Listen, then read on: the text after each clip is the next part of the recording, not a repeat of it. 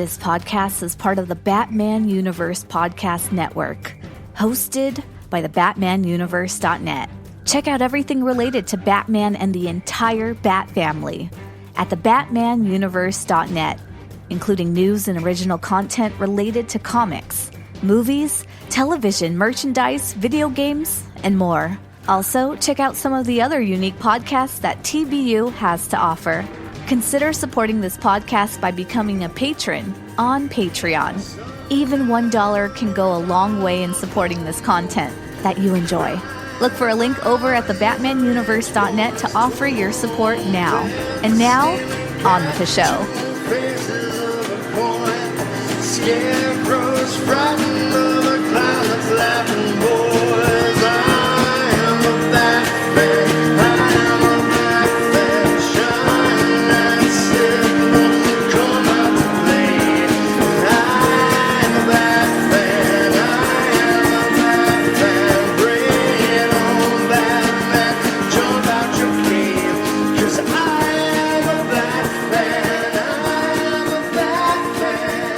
Shine that signal, come out and play.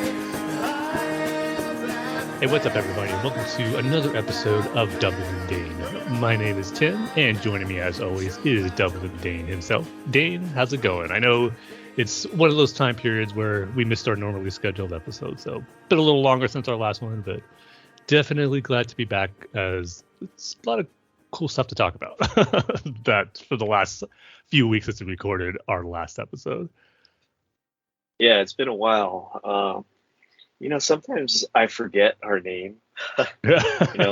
It's it's like, all right, it's Double and Dane again.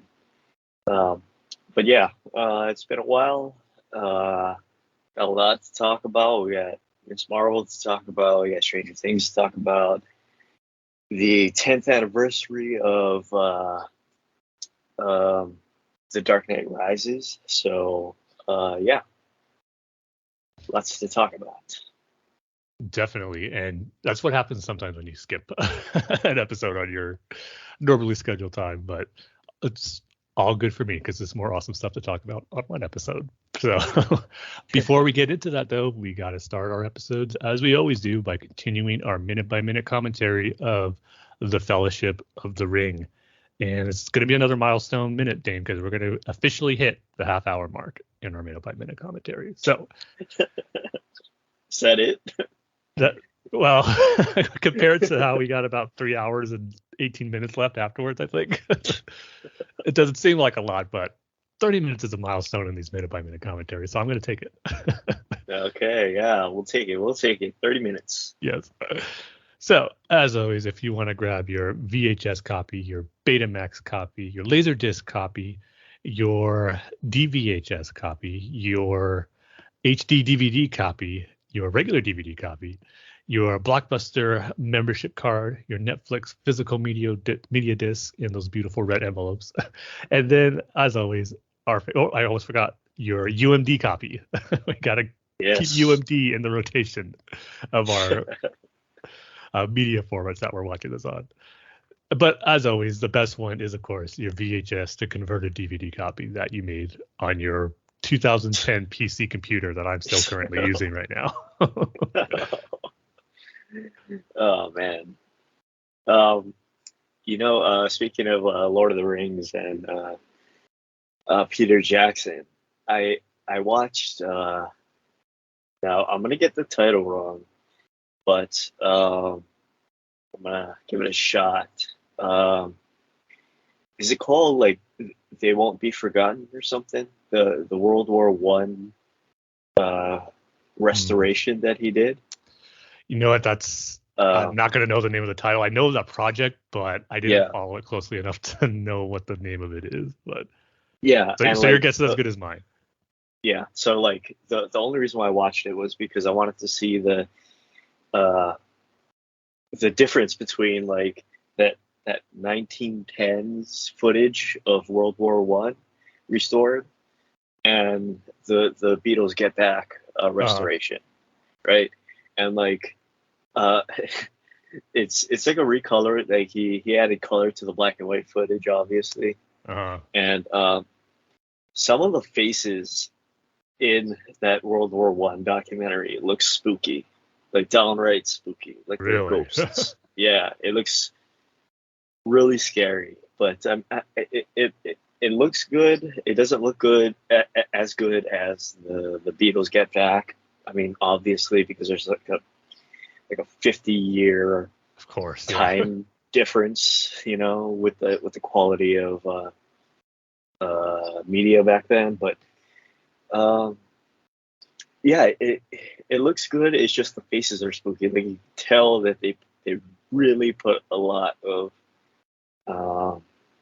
like I don't know what you call it, like additions or upgrades to the faces of the soldiers and stuff. But as far as like the explosions and stuff, those look like they could be filmed today, like on your regular in your regular movie coming out today. It looks like it could be like that. Yeah, I just wanted to mention that. Just the faces look really spooky. That's interesting. I wonder why you'd feel the need, like if it was a need to do that to make the footage look watchable, or if it's something he just decided he wanted to do to make it look more modern, or to have it be more clarity, I guess, because of how old the footage is. But if it stands out like that, I wonder if it was actually needed for him to do that, as you're describing. I think he just wanted to do it just so you have a connection with the people, the soldiers. Like you can see their face, and maybe like footage was damaged or something, and he did like the best that he could, because you're talking about like at the time like almost 100-year-old film. Yeah. So yeah. Interesting. Just wanted to mention that. Yeah. Is it something that's streaming anywhere, or is it something you just rented or bought? Yeah, it's on HBO Max. Okay. Yeah, so like if you want to see the difference, definitely the Beatles Get Back looks way better. But even then, there were some scenes in Get Back where I was like, oh, okay, that was really, really restored. Yeah, where it's like they're recording the same year, like in the 2020s. It's like a CGI sort of like creation, but no, it was restored. But yeah. I wonder how many times my dad has watched the Get Back documentary, because it's like, oh really? He's the biggest Beatle fan I know, and he's like, that was all that footage was stuff he's been dying to see, that he's known about existed, but dying to see it for so many years. And I just remember when it first came out, we all watched it together, but then I know he probably watched it over on his phone over and over and over again. Oh, so I take it he liked it. Yeah, that'd be an understatement. Is there a home release for that yet? Or yeah, they're going to release it on Blu-ray, but it's like, I think it's streaming in 4K though, and I believe Dolby Vision. So it's kind of a little disappointed and bummed they're not releasing it as a 4K disc. So I'm not sure if it's going to be worth getting just for a Blu-ray version of it. I don't know. Is Blu-ray on its way out? It's getting close. I don't think 4K is taking over as the dominant media format right now, because there's still some releases that don't get 4K release right away. So yeah, Blu-rays are still going to be here for a few more years. You remember, like, I want to say like almost 10 years ago, the fad, and we can call it a fad now because it's not the case in on July 16th, 2022. But do you remember how like the big new thing was supposed to be 3D TVs? Yep. Mm-hmm. I totally forgot about that until I saw like a thing about how it failed, a video on how it failed, and yeah, I can't believe that these TV manufacturers try to push that on us. Yep, I remember I got a new TV in 2011, and it had 3D capabilities. It came with 3D glasses. Yeah. I only used it once just to see how it was. And guess what movie I tested it out on to see how the 3D was? Was it Star Wars thing? No, because those were just the only Phantom Menace was released in 3D in theaters. It never got a Yeah. home 3D release. At least not to my knowledge. I don't think it did. But Is the movie, is that because it bombed? That it didn't it's do because it great. bombed, right? It Yeah, didn't do like, great, but then the year it came out, a few months later, that's when Disney sold or Disney bought Lucasfilm, so they didn't feel it was the need to re-release all those in 3D again. I see. But the movie I tested it on was the greatest comic book movie ever, of course, Green Lantern. Oh, I bet your brother had a really great time. Yeah. Well, I didn't even watch the whole thing. I just wanted to see how it worked and how if it was even worth it, like on the TV. It looked awful, so I never put on that feature again, put on those glasses again. I just never used it.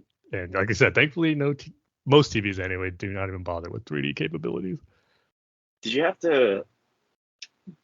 to buy a special copy of Green Lantern, let's say, and like have a special player for it? Not a special player, but it was a different copy. Yeah, I know the one I got was it came with the regular and a 3D version of it. So. Oh, okay. I didn't get it for good. the 3D. It just happened to be in the Blu-ray that I had of it already. Maybe it was the movie you picked, Tim. It's like, but yeah, I mean, like I all still movies, defend that movie. I'm one of the few. all movies during that time had to be a 3D movie. Yeah, that was the thing. It just felt like such a gimmick and just like a tack-on thing just to try to get a few extra dollars because the 3D version was a little more expensive. I don't get it. Yeah, I'm definitely glad we moved away from that. Isn't Batman versus Superman in 3D? Was it? It was, right? I think so. I think you're right. I know Man of Steel was. But Man of Steel was. I'm pretty sure it was. I remember seeing 3D versions of the Blu-ray out on shelves when that came out. I wonder what they made 3D in. I'm sure mainly the action scenes are the standout ones. I don't think I've really seen like really good 3D. I mean, Phantom Menace when I saw it was good, but nothing really stood out to me. It's like, oh, makes it so much better or such a more immersive experience. Honestly, the best 3D, there's two 3D experiences I had that were good. One of them is a ride. It's the new Star Tours update. Well, it's not new anymore. It's been around for 11 years. But there's a sequence where you're on Naboo and you're underwater. Like the sea creatures look great, but then there's a moment when you come out and you crash into the hangar and a piece of the back of like the Naboo starfighter crashes into your cockpit of your cruiser and it sticks out. Like I actually ducked when it came in. It really had a cool effect, or it really felt like it was coming at you. So that was like the best 3D thing where it actually made me move and think something was going to hit me. But then for an actual movie, when Guardians of the Galaxy, the first one, they had like a special IMAX preview, and that was in 3D, and that looked really good. Like the characters really popped out of the screen. That looked really neat. But I didn't see the whole movie in 3D, but the small preview that they had for that looked really good. So those are the only two, I think, really good 3D experiences where I thought the 3D effect was really cool. For the Phantom Menace, what was the sort of like big memorable scene that had 3D in it? That's the thing that you remember. Nothing's really standing out to me, to be honest. If anything, a lot of it was like wide shots of the environment of like Naboo or Tatooine. That just kind of stood out. But even stuff like the pod race or the like final lightsaber duel, nothing really stood out to me as being memorable. I can't really recall anything right now from it. Oh, well, I'm glad it's in the dustbin of history. Yes. Don't have to worry about a 3D copy of our Lord of the Rings commentary to talk about it right now. Do they have one? No, right? No, the Hobbit they did. I remember I bought a wrong copy of the first Hobbit movie and I had to take it back because it was a 3D version. Oh, Tim. I mean, you should have just kept it just for nostalgia's sake. If it was a Star Wars copy, I probably would have, but just added to my multiple copies of that. Yeah. But we can go ahead and start the countdown for our non-3D version of the Fellowship of the Ring. So we're on minute 29 to go to minute 30, and I'll give the countdown if you're ready, Dane. I am, Tim. Okay, 3, 2, 1, play. Well, that shot right there of the ring being held by Bilbo in his hand, maybe that would look really good in 3D, and how it drops right here. I'm not sure. Drops towards your face. Is that what they would do?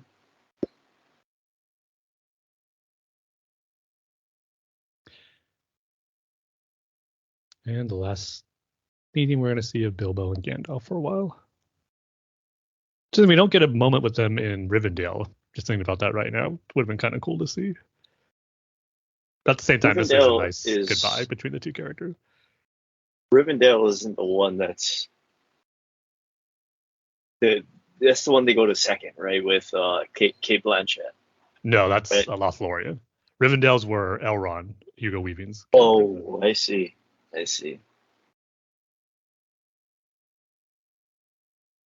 This might be a good spot. Yep. 30 minutes as Gandalf opens the door to look at the ring. A Wow. good spot to end this one on, I think, as the door shuts. It just opens as we hit the 30-minute mark as we see Gandalf. But what will Gandalf do with the ring on the floor? Will he pick it up? Will he leave it? Stay tuned. I don't know. I think he puts it on, Tim. Oh. I think he puts it on. You know, the more I see of this new Amazon Lord of the Rings show, the more excited I get for it. Yeah. I know you guys don't like it. You Lord of the Rings fans don't like it, but Of course, truly don't lump like all it. Lord of the Rings fans in there. Well, yeah, you got a point. But yeah, the more I see of it, the more excited I get for it. I think it's what, September? Yep. Early September September? 2nd. Yeah. Yeah, the new trailer that came out just a couple of days ago looked great. I mean, it was a lot more than what we got in that first teaser, and this, man, it just looks absolutely stunning, the visuals for it. Yeah. They're sparing no expense on the budget as far as making it look good, at least. Yeah. Well, I mean, you really can't make it look cheap, right? No, If yeah, it's there's Lord of the expectations you have Rings, to be. Yeah. It's Lord of the Rings, you gotta shell out some cash for it. Oh, yeah. So speaking of TV shows, as we said since our last episode, some big TV shows and finales that happened since we last recorded. Stranger Things has Oh their my final God, Tim, Obi-Wan. I was going to We mention never that, Dane. I talked think about you Obi-Wan. forgot about that. Yeah. So Stranger Things, Miss Marvel, and of course the Obi-Wan finale, which if you didn't listen to the 5-hour episode of the Saga Continues talking about the last 3 episodes of that series, you could hear more of it from me right here. So what do you think we should begin, Dane? What series do you want to start with? Let us start with Obi-Wan. Okay. Yeah. Go for it, Dane. I want to hear your thoughts first. Oh, okay. Yeah, I hated it, Tim. It was awful. That's my review. That's why you hate it. forgot to It's mention it awful. at the beginning, right? Yeah. No. It was great. Especially like we're gonna talk about it later, but the Stranger Things ending, I thought it was a little too long. But this Obi-Wan ending was just the right amount. We get the big fight scene, Tim, that you've been waiting for. I know you probably cried during it. I know you probably shed a few tears of the joy and happiness for the fight scene between Vader and Obi-Wan. Didn't you, Tim? You're not wrong. I got a little misty eyed, I'm not going to lie. But yeah, that is, yeah, I think of it. Yeah, that is probably top 3 lightsaber fights in Star Wars that we've gotten so far. For me, I really like seeing Vader in a lightsaber fight, and it's something totally different. He looks a little more agile in this one, considering it's like 10 years earlier than the first time we see him. So, yeah, I really like that. And of course,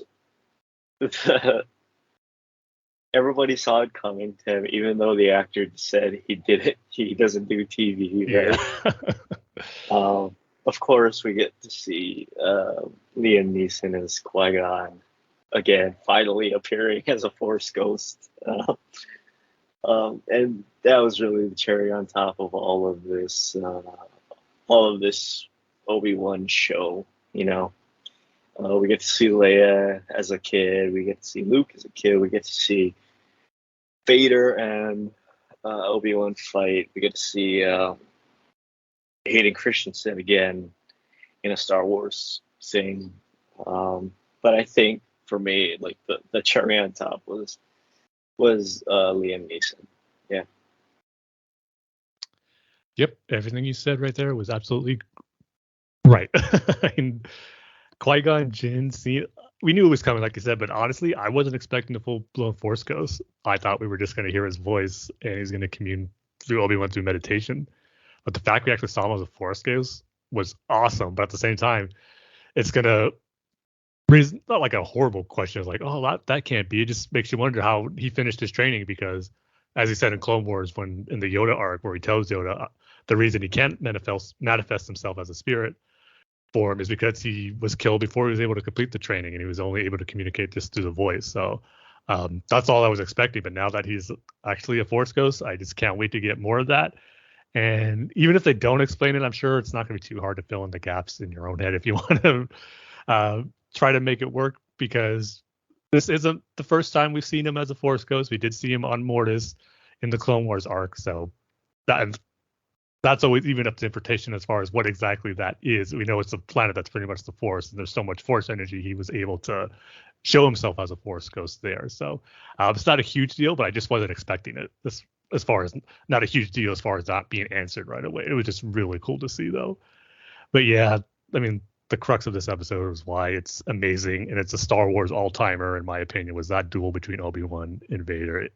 Talk about not only living up to expectations, but surpassing. It was just incredible, not just because of the choreography of the fight in the duel, because that was awesome. Like you said, seeing Vader kind of be more agile than we'd ever seen him before in a lightsaber fight with Obi-Wan. It was just awesome. And the moves they were putting on display, the use of the Force, Vader cracking the ground Obi-Wan was standing on, Obi-Wan lifting all the rocks and throwing it at Vader. It was just like, I was losing my mind. But what makes the duel one of the best is not the actual fight, but the actual moment where we see Anakin's face in the cracked Vader helmet and just the dialogue between them two. And of course, we've seen that before, Vader with a cracked helmet, and seen the face of Anakin in Rebels with the Ahsoka duel he had.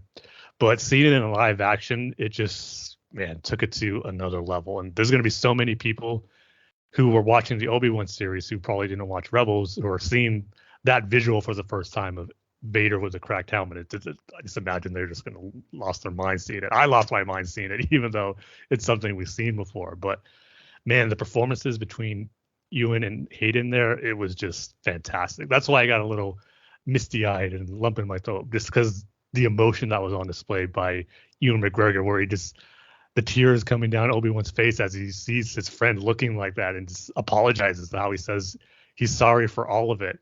And then Anakin kind of tells him, he's not his failure, but he's the one who killed Anakin, not Obi-Wan. And just that smile Hayden gives, and just the way his voice was going in and out as far as the Vader modulation that he has through the mask.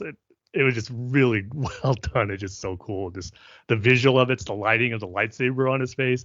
You see the hint of the blue, but then once he kind of acknowledges that he's the one who killed Anakin, and it goes full on red, just indicating, Anakin is dead. That's just Darth Vader there.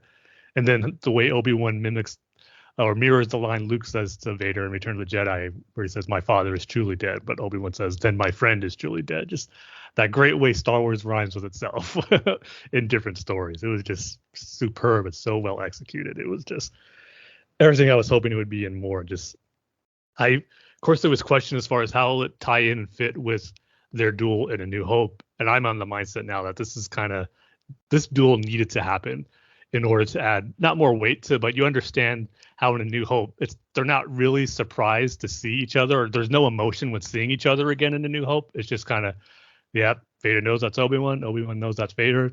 Obi-Wan has to buy time for Luke, Han, and Leia to escape. They're just going to go straight to the duel. And it makes more sense that there is no emotion to seeing each other for the first time there because they had that encounter already in this story 10 years earlier. That kind of got all the emotion, the reaction that you expect for them to have seeing each other again for the first time was all here in this series. And that's why I think it is something that was so glad that we got. And it's almost a required Star Wars viewing, in my opinion, now, because it just adds so much more weight to these characters and to their story and for what we see on in A New Hope. Because I watched A New Hope right after the finale, one of my multiple rewatches of the finale, and it just flows so beautifully together. It just makes A New Hope even that much better. So, yeah, needless to say, I was beyond pleased and happy with the finale for Obi-Wan. It was everything I was hoping it would be. I was just through the moon for what we got to see in that episode. It was incredible. Yeah, and it's not only the lightsaber fight in A New Hope, it's also like the fact that at the end of the show, the final episode, I mean, like you go to the first episode and like Obi-Wan is feeling guilty and he's in conflict with himself over Anakin turning into Vader, right? But then towards the end, you know, the final episode, he seems to be at peace with himself and at peace with what happened, and then he can go on and live his life and become the Alec Guinness Obi-Wan, for lack of a better term, right? That we see in A New Hope, where he's just like this old man living in a cave in the middle of nowhere. So, yeah, I really, really like this show, Tim. I think they Disney, Lucasfilm, and Deborah Chow really nailed this show. I agree. Yep. I was more than happy with it. So. And another question I had for you, Tim. So you remember episode? I think it was like episode 2, 3, when Vader turns into Jason. You know, Jason Voorhees. Okay. I was gonna say Jason. Yeah. I'm like, oh. Yeah. Okay. Yeah. But he turns into Jason Voorhees, right? And he he's just walking around, and all of a sudden he appears ahead of where Obi-Wan is going. Is he holding his breath like when he's like sneaking around and like has to like pop out of like, I don't know, like pop out in front of Obi-Wan? He's like he's holding his breath, right? And he's like, oh, okay, finally you showed up. I can breathe. Oh boy, only thing Dane would notice while watching that. Yeah, he's holding his breath, right? I guess he would have to, since it was quiet until we showed. Yeah, like he can't turn off the Vader, the trademark, iconic Vader breathing, right? Yeah, he can't turn it off. No. So like he would have to, like, if he's breathing, he would have to make that noise, right? So like he must have been holding his breath. Okay, I guess so. Or using the Force to mask his breathing, I guess. Mask the sound. Only you, Dane. Yeah. Only you. Yeah, I was just wondering, Tim. I mean, you're the Star Wars fan and expert extraordinaire, so I figured I'd ask you. But it seems like you don't have the answer either. I guess not. Yeah, not when it comes to that type of stuff. So, also, too, I mean, Obi-Wan was just one of the many great things of Star Wars we've gotten this year. But I don't know if you started reading it, Dane, but the new book, Shadow of the Sith, that has been phenomenal so far. Is that the one with Luke and Lando? Who's the other? Lando. Yeah. Right. The tease Lando gave in The Rise of Skywalker of him and Luke on a journey to search for the planet Exegol and Ochi of Bestoon. That's getting played out, or that whole story is being told in this book, and it's really good as far as the lore it's creating. This, I mean, it's giving a little more clarity on some of the events of Rise of Skywalker and the planet Exegol, but even Rey and her parents too, they're a big focal point in the story. But there's just some great Force stuff with Luke in his meditation that I don't want to give away here, but one of the chapters is one of my favorite chapters in a Star Wars novel ever. It was amazing. So I'm Really? about 200 pages into it. It's a big book for a Star Wars novel. It's like Yeah. over 450 pages. So I would highly recommend I it though. see. It's really good. Yeah. Okay. So I bought the audiobook of it. I just haven't gotten around to it. Okay, great. Yeah. I'm just looking through my audiobooks right now. Is the bad guy named Ochi? Yes. Mhm. Is he the guy that was in that underground cave thing with the snake? Yeah, he was the skeletons they find. Yeah. Yeah, the skeleton. Yeah, he's the one who So kills that's it. Rey's parents. The one where they show him get stabbed. He's the one who does it. Right, right. Oh, okay. Oh, so Ray's in it then. Yeah, both and her parents too. Uh, Yeah, they're getting big information on those characters. I don't It, know about that. Sounds a little forced to me, adding it, Ray into it. it's definitely not. Trust me. Okay, okay. So yeah, I don't want to give anything No, away, but it's definitely been great so far.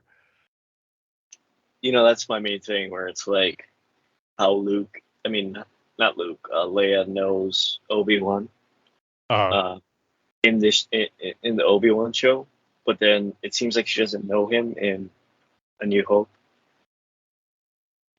no, see, I've seen some of that criticism, Yeah, but I totally disagree because not only in the message that she's giving Obi-Wan, because Obi-Wan has there's a lot of dialogue when he's saying goodbye to Leia in the yeah, finale, where it says like if they'll see each other again, and he says we must be careful of how we go about like if we were to see each other again because others will find out. So I think that adds to that point where Leia is a little more formal in that diplomatic message right there, that message for help for Obi-Wan.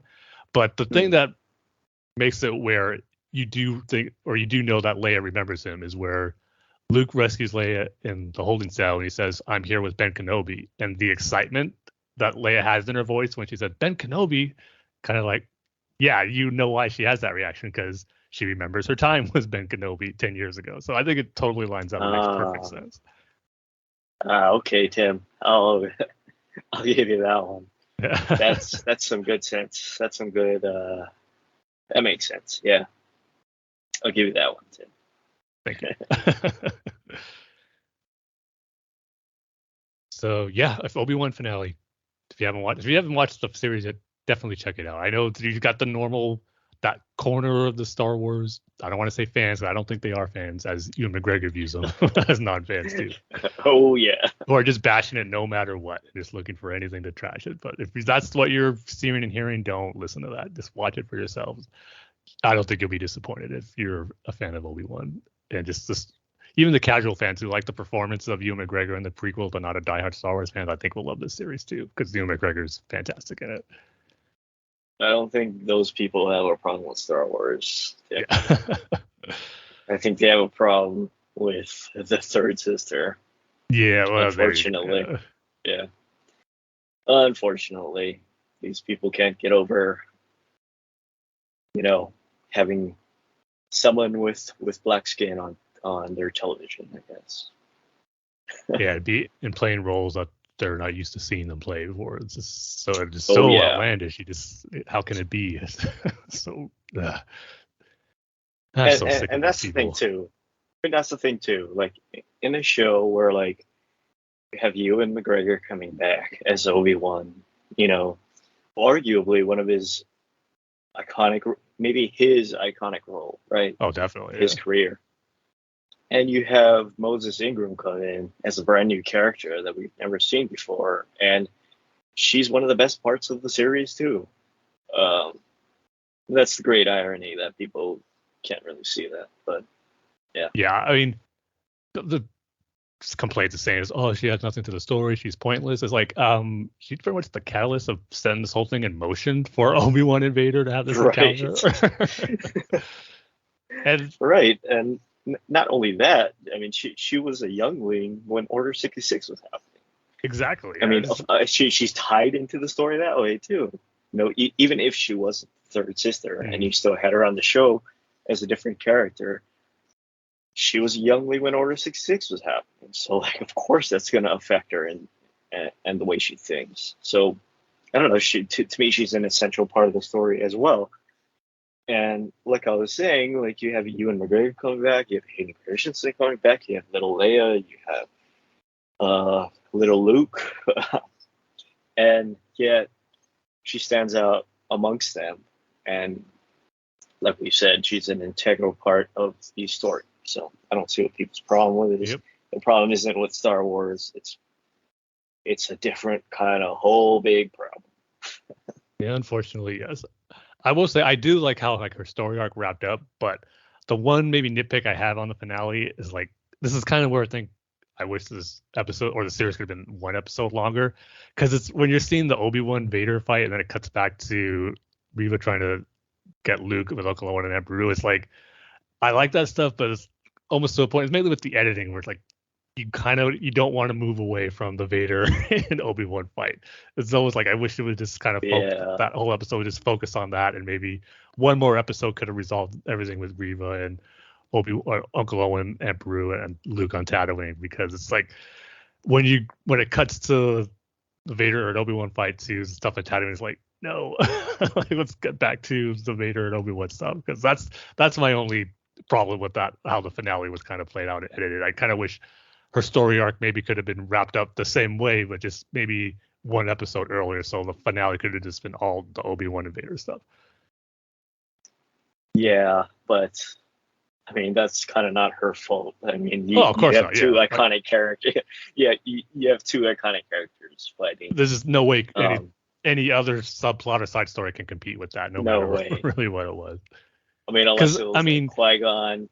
Qui-Gon's Force Ghost him fighting Darth Maul. Would that have satisfied you, Tim? That no, not even cool, that. Right? No. Like how Luke in The Last Jedi was quote unquote fighting Kylo Ren. Right? If you had something like that with Qui-Gon, right? Would that work, Tim? No, even then, that can't compete with Obi-Wan and Vader. It's like, let that be its own thing. I mean, because you think about it, you're seeing Uncle Owen and Aunt Beru and a young Luke trying to survive an encounter with someone trying to kill him. That's engaging and interesting, because we're seeing a part of Luke's life we haven't seen before, and it's awesome. But again, it just can't compete with an Obi-Wan Vader encounter. So no matter what it would have been.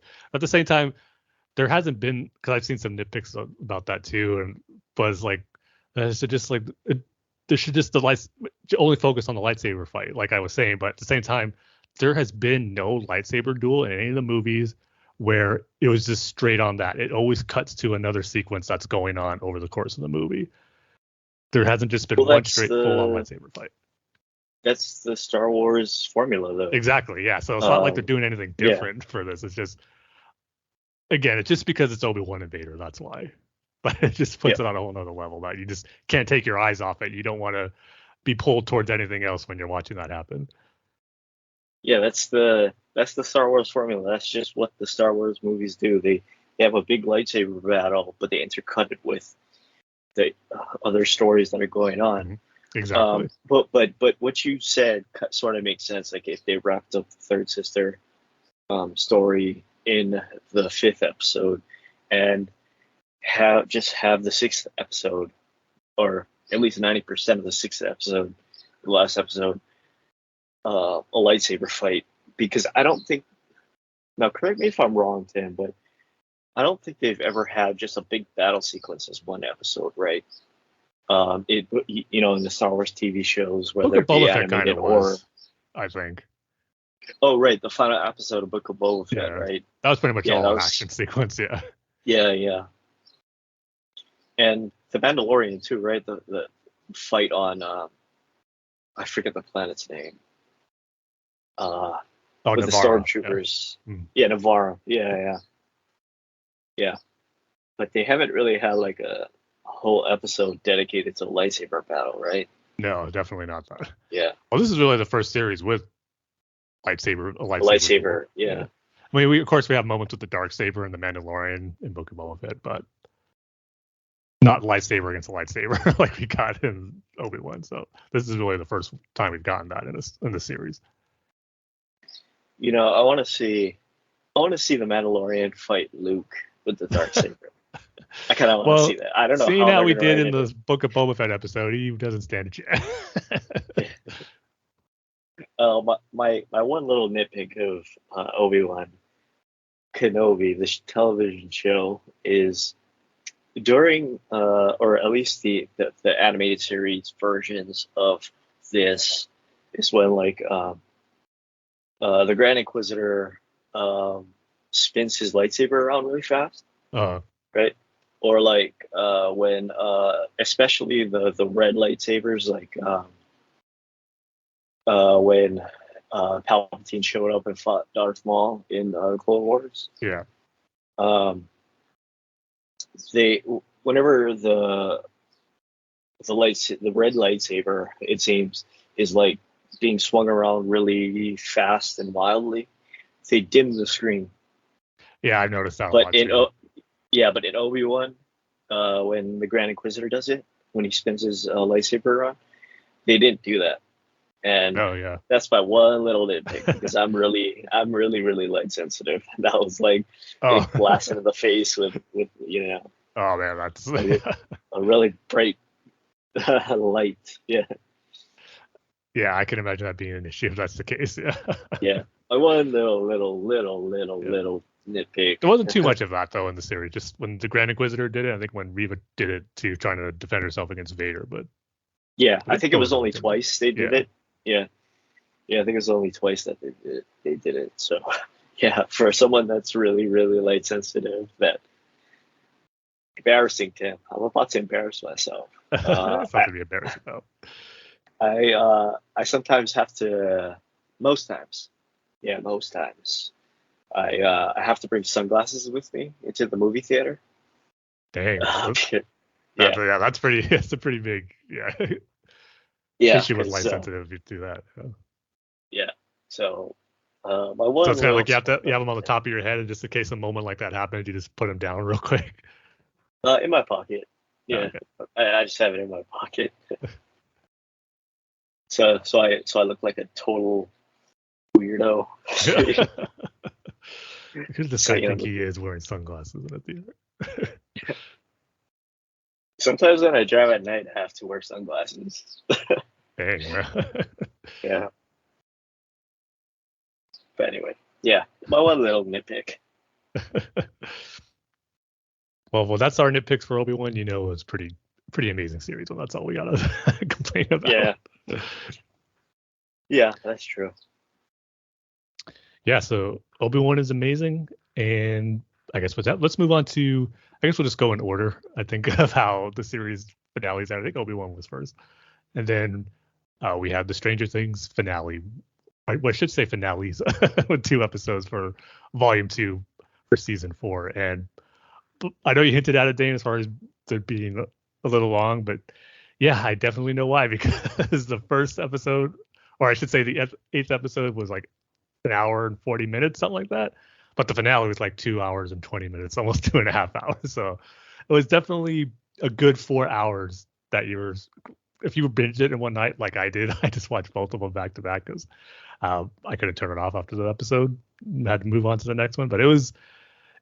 I guess it's a talk about that. I don't know if you want to call it an issue, but it was definitely long, yes, but it didn't feel long as I was watching it. I thought they had a good flow to it, but at the same time, I could see maybe where it might have worked better if the finale was split it in between 2 episodes, just to have it be 2 more episodes that were an hour and 10 minutes each, because a 2 hour and 20-minute finale is a pretty long experience. It's pretty much a movie, but at the same time, I didn't feel like it dragged at all while I was watching it. But there were moments where I felt, yeah, it could have been where like episode could end there and then it picks up as the finale episode at another point in the 2 hour and 20-minute finale. But regardless of that, watching for the first time, I thought it was great. It was just a great finale to, I think, a great season. This is probably my second favorite season of the series. When I was done watching the finale,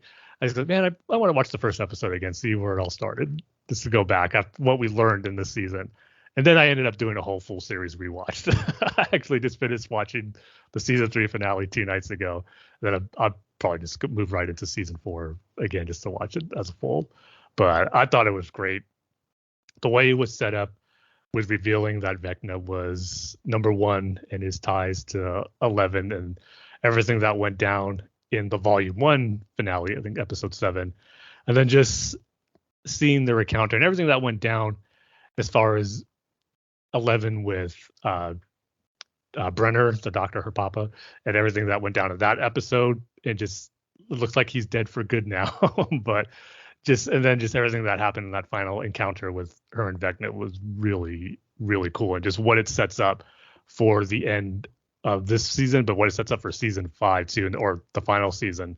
It just left me really excited and just can't wait to see how everything gets wrapped up and what goes down, as Hawkins is pretty much a ground zero now for the Upside Down to seep its way through the normal world. And just how I'm just really curious how it's going to affect the next season, where we know there's going to be a time jump. They said it's going to be a few years later. So just kind of how life is it like they're adjusting to the Upside Down world seeping through? Is that something they've been dealing with that time gap?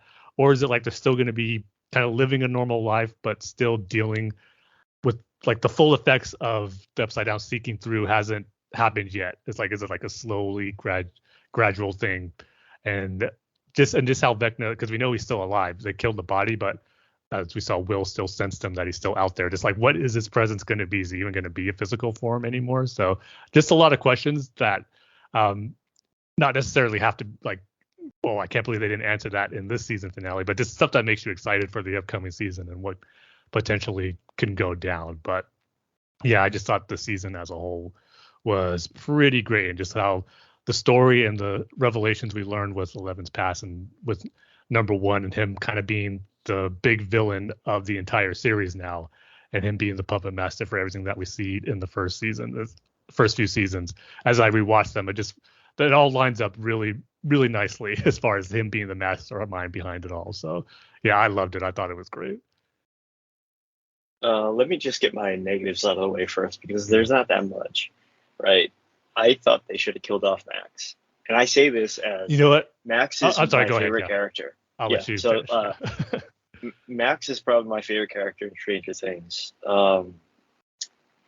She and like it seems like season 3 and season 4 were her seasons, at least to me anyway, because I like the character. But Yeah. I really thought they should have killed her off in this season. Just because like we got the Hopper thing where he was supposed to die in season 3, or he supposedly died in season 3, but then he was alive, and then translated into one of my main negative criticisms of this season, which was, I think they should have just killed him off. And the Russian Gulag story just didn't connect with me with Joyce and that other guy. I can't ever remember his name. Murray. Murray. Murray, the guy from Game of Thrones, and the helicopter pilot guy. I just thought that was totally unnecessary. Besides the fact that it was a really cool fight scene between that thing and that monster and Hopper. Yeah, that was definitely the highlight of that whole sequence. I agree, especially in the second half of season 4. It really didn't add much to everything else that was going on. I agree with that. Yeah, I was just thinking, like, if you're gonna bring Hopper back, you should have him with everyone else, right? You should have Joyce with everybody else, and not have done that split thing where, I mean, I understand why they did it, because, you know, like, the kids' story has to stand on their own and can't really involve the adults, which is why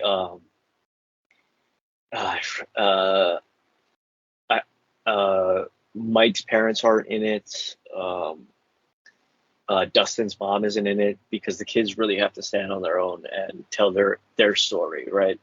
But yeah, that is probably my biggest negative of this season, was the Gulag story. And it's like, we should just have them with the other characters, or maybe near the other characters, but doing their own story instead of okay, so Joyce has to somehow get to Russia, right, and rescue Hopper.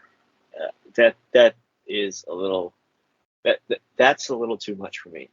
Um, my other criticism is that if I see if I see anything about the Metallica guitar solo on Twitter, I am gonna lose it because I'm so sick of it. It's okay, so like he learned how to play a guitar solo. Okay, that's good enough. That's good enough to know. I know it was a big thing in the story, but okay, let's move on. Um, I'm so sick of seeing it, but I could understand because it has been yeah, talked about to death since the finale, mentioned a lot too. But don't get me wrong, though, it's a really cool sequence. Just like the yeah, way, I mean, just a cool idea just to have them to draw out those demi-bats towards them using a Metallica song and play your guitar on the top of your like mobile home. It's cool, yeah. and the It's cool. the Yeah, sound, the it's music, the cool. song went really well with the visuals too. Like just the Sure. darkness of the upside down, and then in the it's not really a dream sequence, but when Vecna's attacking Max as he's trying to escape in her mind, it just like the music just went really well with the visuals too. It just I think that's what stands out about it too. It just like a cool, unique plan, set cool music, set with some cool visuals too. Yeah, yeah. It was a really cool scene. The music fit, but I don't need to see. I can't remember the characters, the actor's name. So like Joseph something. Yeah, I know the character's name. I'm not sure Uh, about the actor's name. But I don't have to. I don't really want to see Eddie practicing guitar solo over and over and over again, and how see all these news articles about like how Eddie, the actor, how he learned the guitar solo and how he practiced the guitar solo and what the guitar solo means and how hard it is to play the Metallica guitar solo or whatever. My final criticism, again, it's like the Eddie guitar solo. Did you not get that Will was gay? That he was in love with Mike? Oh, I thought that was pretty. Did you not get that? No, yeah, it was pretty obvious. Yeah, I felt right. about That whole watching it. Yeah, monologue, the monologue in the van, right? yeah. I mean, that was Where it right Will was there. crying. Yeah, Yeah, that was him saying goodbye to Mike because Mike is in love with 11. I thought that was the whole point of that monologue sequence, but maybe I guess people didn't really get it. yeah, because But you're probably seeing the same headlines I'm seeing now, like a big theory for Will confirmed by the actor. yeah, Like, yeah, yeah. I think the guy's name is Noah Schnapp. Um, but I guess he had to like really say it, like, yeah, Will is yeah, gay. Yeah. And he was in love with Mike, but Mike was in love with 11. I don't know. That's what I got from that scene in that and then the the first time I saw conversation he it. has with Jonathan in the pizza place, Right, right. that Yeah, emotional yeah, moment they has, exactly. like, yeah. Yeah. So I guess like certain that, people need it actually spelled out for them. yeah. Well, I mean, the scene in the van, he was crying. Did you not hear what he was saying? He was talking about? I mean, I guess not, but I guess, yeah. I yeah. mean, just the way he was like, he was saying like the way Mike He makes wasn't Elle outright feel. saying it. He was, yeah, he was using Elle as an example, but you knew he was talking about Sure. himself right there. Right. He wasn't outright saying, I was in love with you, but you're in love with somebody else. Yeah. So like, yeah. Yeah, so that's another thing I'm really sick of. So Sick of it seems hearing. like your complaints have to deal with the Real social media life. fan reactions to the things, not necessarily what Yeah. went down in the episodes. Yeah, yeah. Yeah, exactly. I'm so sick of seeing that guitar solo and yeah, Mike Will is gay. I mean, that was the whole point of that monologue. But my biggest criticism is the Russian gulag and the fact that they should have killed Max. Yeah. So getting back to that, I Yeah, mean, it's such a tricky one because I was like in agreement with you because it was like, man, that'd just be a real gut punch to the series to actually lose her. And obviously we thought we did. And man, just what great performances by, forgive me for not knowing the actors' names, but by the actress who played Max and the actor who played Lucas. Man, their reaction where he's holding her and she's like not saying she doesn't want to die, man, they just really sold it and just really brought in the emotions of that moment. And obviously the big death was the death of Eddie. I actually wasn't expecting that. I thought he was going to be a character who lived on because he's obviously a fan favorite already. I mean, they didn't obviously know that making the series, but I have a feeling they have a pulse on what characters would probably be popular amongst the fans, and I'm sure they kind of figured Eddie would. So I think realizing that he would be the big character death of the season, but it would have been a big 1-2 punch if Max was another casualty of it too. But at the same time, it's like, I agree with what you're saying, because just for the story, it just would have really been like an effective way to lose one of the main characters, especially when Elle was so close to saving her and defeating Vecna. I mean, it was just right out of reach where she was being held by him and he was getting Max to open the final portal, and she just barely escaped through Mike's word surge when they finally got through and she was able to escape. I mean, that's the other thing too. Well, before I get to that, but just the thing where I realized where it's not like a huge mistake for not killing her off and not having that emotional gut punch is because I do think she's definitely not going to be the same moving forward, and she's probably going to be blind. I mean, I think she is with her eyes being gouged out like that. And then just who knows how crippled she's going to be too. I mean, we saw her limbs snap as most of Vecna's victims did, but not fully like the others because Elle stopped them in time. But I mean, she's not going to be the same, that's for sure. It's definitely going to still have an emotional impact amongst her and all her friends and all the other main characters too, and just to see how she kind of deals with that in season 5. So it's definitely going to be something where it's like she survives, you're just going to be okay. It's like nothing happened. I think we're definitely going to feel the ramifications of her going through that, not only with her, but of course with Lucas and everyone else.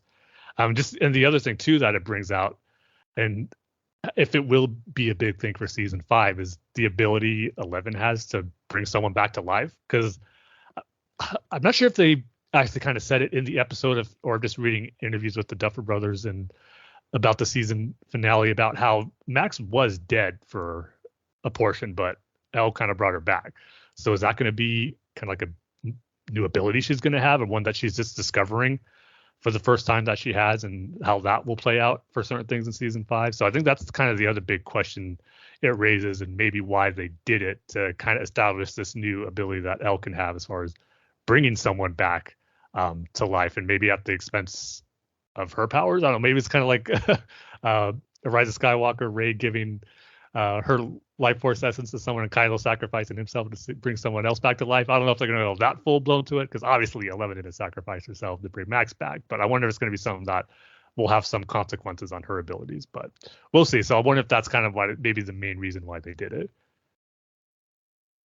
I think Eddie's coming back. Really? I know he died died in season 4, but he's coming back. Another thing too, like I was thinking about it a little bit more while you were talking, and I think the reason why people didn't get that Will was gay was because I think people misinterpreted it as he is saying goodbye to his friend because his friend is going to go off and have a relationship with Eleven. Mm-hmm. I think that's why. Possibly, yeah. But going back to the Max thing, I don't know. It would have just made so much more sense and would have been so much better. Would have been so much better if they just they killed her off, because I mean you tie in what happened to her brother and how she feels so guilty about it, right? And then you tie in the fact that you know, she was, I don't know what you call it, taken by Vecna, right? And the only reason why another nitpick, we gotta stop talking about the Kate Bush song. We gotta stop. I'm so sick of it. I'm so sick of hearing the song. I'm so sick of hearing about it. It's like getting massive rotation airplay on like my local rock station here in LA. I mean, good for Kate Bush. Good for Kate Bush. I mean, you know. It works well for the episodes. Uh, Like everything that works well in the it episodes is works just well. It works so well. Yeah. yeah. It's just we gotta stop talking about it for a little while. You know. Yeah. Um, but I mean that's the thing, right? Like she has a way to come back with the Kate Bush song, right? Mm. But then you put her in a situation in the final half of the fourth season where like she gets caught in there, and then 11 has to bring her back. Wouldn't it make more sense if she 11 couldn't bring her back and the Kate Bush song couldn't bring her back, right? And she dies. Mm. Wouldn't that make more sense? Yeah, Instead of well, having her in like this weird situation where she's in a coma, it looks like yeah. her limbs are broken, and she's in a hospital bed. Um, because you already have a character that can commune um, with this Vecna sort of, or he can sense, you know, Vecna and the Upside Down, and you have 11, another character that can do the same thing. So like, wouldn't it make sense to not bring to kill off Max? And don't get me wrong, like I said, Max is my favorite character in this show, and it would have broken my heart to see her die in the final episode. But I don't. I think that would have been the right choice. Yeah, I mean, because I kind of, because like I said, when that happened, it was like, oh, like because they like faded to black after we saw her kind of close her eyes and with Lucas holding her, like thinking like she was dead. So it's kind of like, oh man, they actually like no, like I don't want to see Max go, but at the same time, it's like one of those moments where when you saw that she was still alive, it's like, oh, good, she's alive.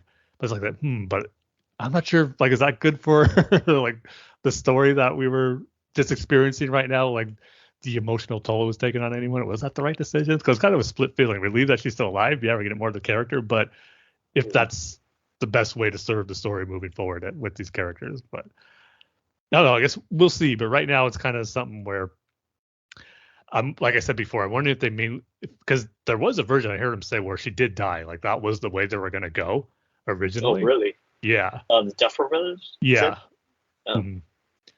But so that's where it kind of makes me think if this is more has to do with establishing this new ability for 11 or not. That's the main purpose of it, or they have some story ideas that think would serve season 5 better with her being alive and being in this this state now of State. Yeah. being attacked by Vecna and being blind, and who knows other damages that she's going to have to deal with and go through. So I'm sure they definitely have the reasons. I mean, they obviously think all this stuff out, and they were doing a podcast. I forget the name of the podcast. That guy usually does like entertainment stuff for NTV. I'm not sure if he still does NTV anymore, but that's what I know he used to be known for. But like, it was the first interview they did after the season finale, and just kind of them talking about character deaths and how to do it and like how they view if they should kill a character off. Just how it thought out and just how it serves the story moving forward. Like they don't want to kill anyone off if it won't serve the characters and the story like moving forward.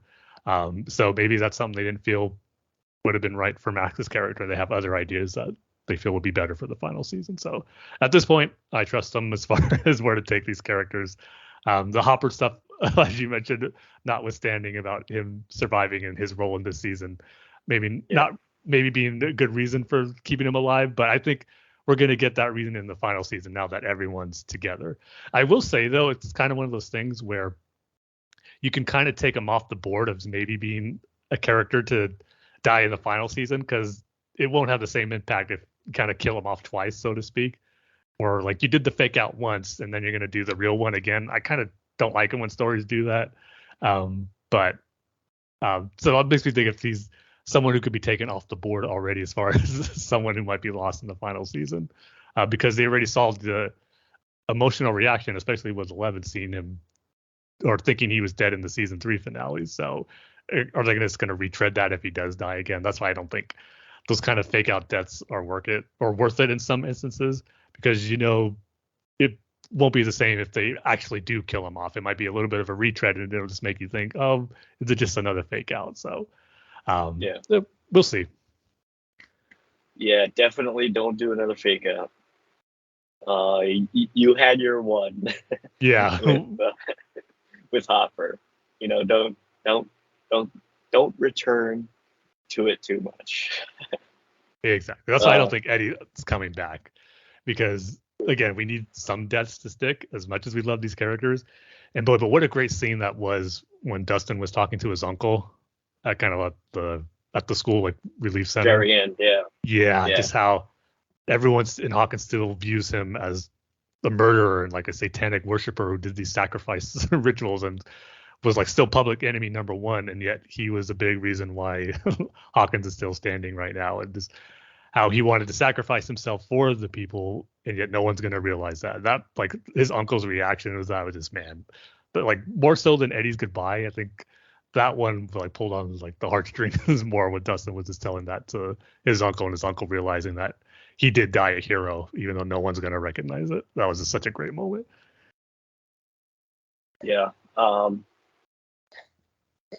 Also, I mean, I'm sure they have like a big plan, but how do you? What is that noise? My cat's coughing up a hairball. I Coughing up a think. hairball? Oh, Yeah. okay. How's it go, Tim? Are you right? Sorry for those hearing that right now. I'll mute my mic while you talk. No, another thing I really I liked about the series is that, you know, the Upside Down is Hawkins now, or it's gonna be Hawkins, and like I'm just wondering how they're gonna write themselves, how the Duffer Brothers are gonna write themselves out of this hole. Like, is it gonna be a thing where it's like, you know, like is it gonna be a thing where like the two aren't gonna be two anymore, and it's gonna be one, or is it gonna be like, you know, we're still going to the upside down, you know? Like I don't know. I really like the ending of this the volume 2. Yeah, like again, that's the reason why it's so excited for season 5. Just how they're going to incorporate, because like you're right, Upside Down looks like it's going to be a part of Hawkins, or at least part of it is seeping through now with those 4 portals now open, or those gates now open. But that's a good point too. Is like how is all this going to be resolved? Because it doesn't seem like it is going to be an easy fix. Whereas like there's this magical object at the end, and they just wish everything to be back to normal. It's not going to be like a simple thing like that. Things won't be the same, obviously, moving forward, and how they wrap it up. Because this makes you think: is Hawkins just going to be kind of completely wiped off the map by the time the season's over, and all the characters have to move to another location? Because obviously, it's still kind of functioning at the end of season 4. And again, that's why I'm real curious about that time jump. Just how much are they going to stay in Hawkins in those years that we're not going to see, or did everyone have to move out? But then the final season, they have to all go back to Hawkins to deal with the final confrontation with Vecna, and maybe to stop him once and for all. So, yeah, it's going to be real interesting to see how they wrap it up. Is like the whole Upside Down going to be wiped away, destroyed, or is it they're somehow going to coexist with each other? It's going to be really interesting to see how they wrap it up. Because, like I said, there's really no easy solution to it to make it everything go back to the status quo that we saw in season 1, where like Hawkins has no idea of that the Upside Down even exists. So I think even probably the whole world's, depending how much seeps through over the course of those years, like the whole world might know something's really going on with Hawkins, and just all these like supernatural things going on. Because like you said, that ending, that shot where they're just all standing on the grass and just looking out, the dark clouds, the red skies, the lightning, just seeing how the Upside Down is coming through now. This is a great looking visual. This is a great way to end the season, like you said. Yeah. Also, okay, so here's my theory of season 5, right? The ending of season 5. 11 is going to do the Ezra from Star Wars Rebels, right? She's going to save Hawkins, and she's going to be off somewhere, and everybody's going to be heartbroken for Mike. You see, I kind of hope they don't do that, because they kind of did that already in the season 1 finale, where you're right. She defeated the Demogorgon. Right. She got transported back to the Upside Down. Everyone thought she was gone except Mike, who kind of still believes she was out there. So it's kind of the same thing. if they go that route again. You're right. I don't know. I think she still does the she does the Ezra, as we're gonna call it, Tim. Okay, the Ezra. I'm kind of hoping to. I mean, we'll see if they go this route, because I kind of like it when stories do this, where your main protagonists are kids. I kind of hope they do like a flash forward for the ending and seeing them as adults for those who survive, and hopefully it's all of them. But just seeing how like life is them afterwards, and it would be kind of fun to see them as adults in like the 2020s, like whenever this next season comes out, it's 2022, 2024. Just how they're being nerds as adults in like this time period that we're living in now, and all the stuff we're getting. I think that'd be fun to see these characters and how they're reacting to all the stuff that we're getting now as nerds. So I think that'd be a fun thing to explore. Well, they would be in their late 40s, right? Yeah, 50s, they'd be pushing early probably 50s. 50s. Yeah. Yeah.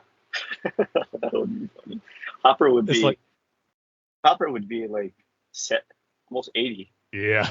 right? Mm.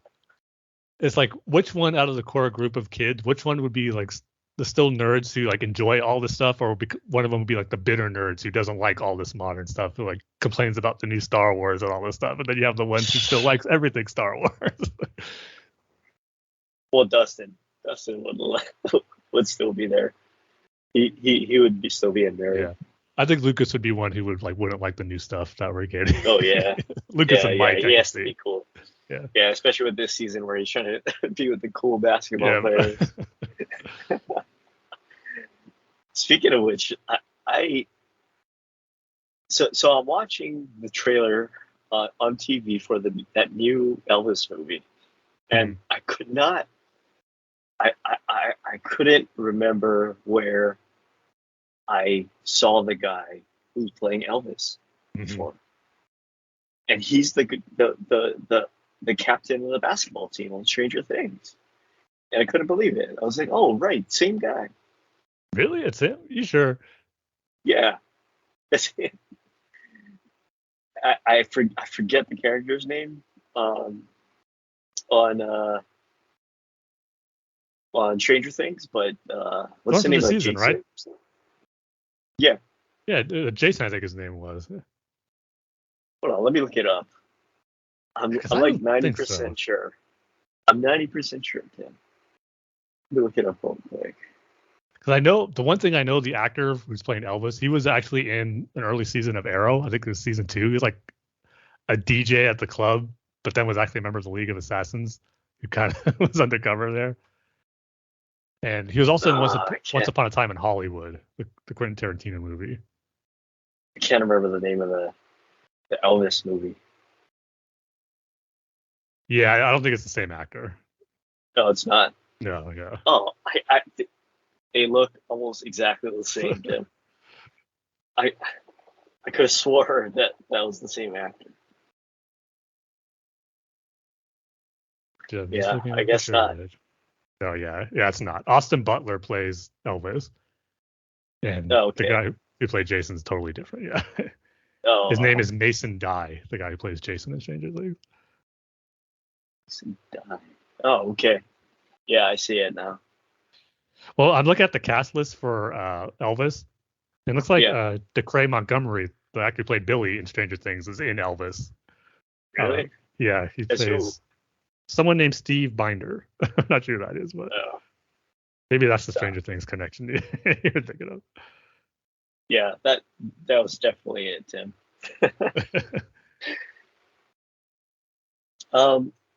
With season 5, I kind of want more Maya Hawke in it. Instead, like have her have her own story, right? I know they sort of hinted at it because she's in love with her fellow bandmate, I guess you could say. But I think I want more Maya Hawke. Instead of being the person, sort of saying like, "Oh, I'll come along too," for the ride. How about we have more Maya Hawke in season 5? Have her be an integral part of the story.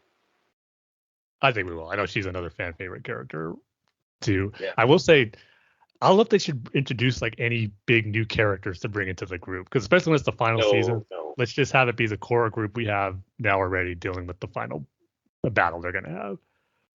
No, I think we've got enough characters. We got Yeah. all of the kids, Will's brother. We got Mike's sister. We got Maya Hawk and Max, right? So Mhm. like, And I think we Steve got it. And Steve. and So like, Hopper and Joyce are back in, so the group's gonna be pretty big. yeah, They said they're not going to be separated this time. They actually said too, like the pairings of characters is going to be close to how it was in season 1, which means like the 4 main kids in the party are gonna and yeah, 11 are gonna be together more like how they were in season 1. yeah. Don't send Joyce and Hopper back to Russia. Yeah, there's a big You moment. know? We gotta head back to Russia. Yeah. Like, We, no. we forgot to close the gate Yeah. on the gulag or something.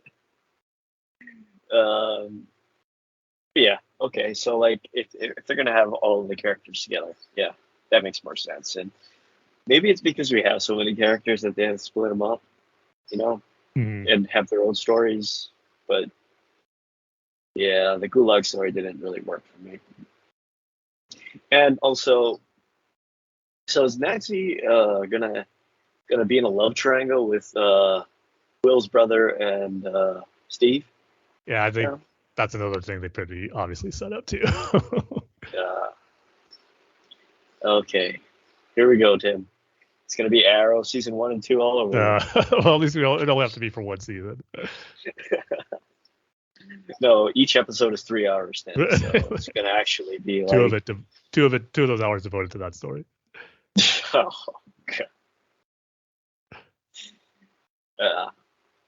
But yeah, I really like the this this 4th season and the second part of the 4th season. I thought it was really good.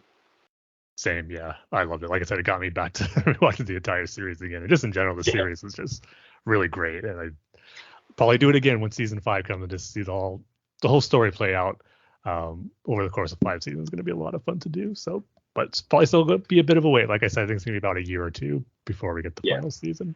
But I'm sure it'll be worth it. Yeah, it got me interested in Stranger Things again after season 3, which I really didn't like. So It's definitely my least favorite season, but we're watching it again. There's still some great stuff in there. It's just some other stuff that you kind of have to sit through to get through, like the really great stuff. yeah, like 11's goth phase, Well, that was season 2. goth/punk phase. Oh, that was season 2. Yeah, and that was only like one episode. I think that episode gets a bad rap. Well, it was to introduce or like bring her closer to her mom, right? Exactly. Yeah, and find out there's Yeah. someone else like her still out there too, and just kind of how someone else uses the power, could use their powers for like kind of selfish reasons and for revenge.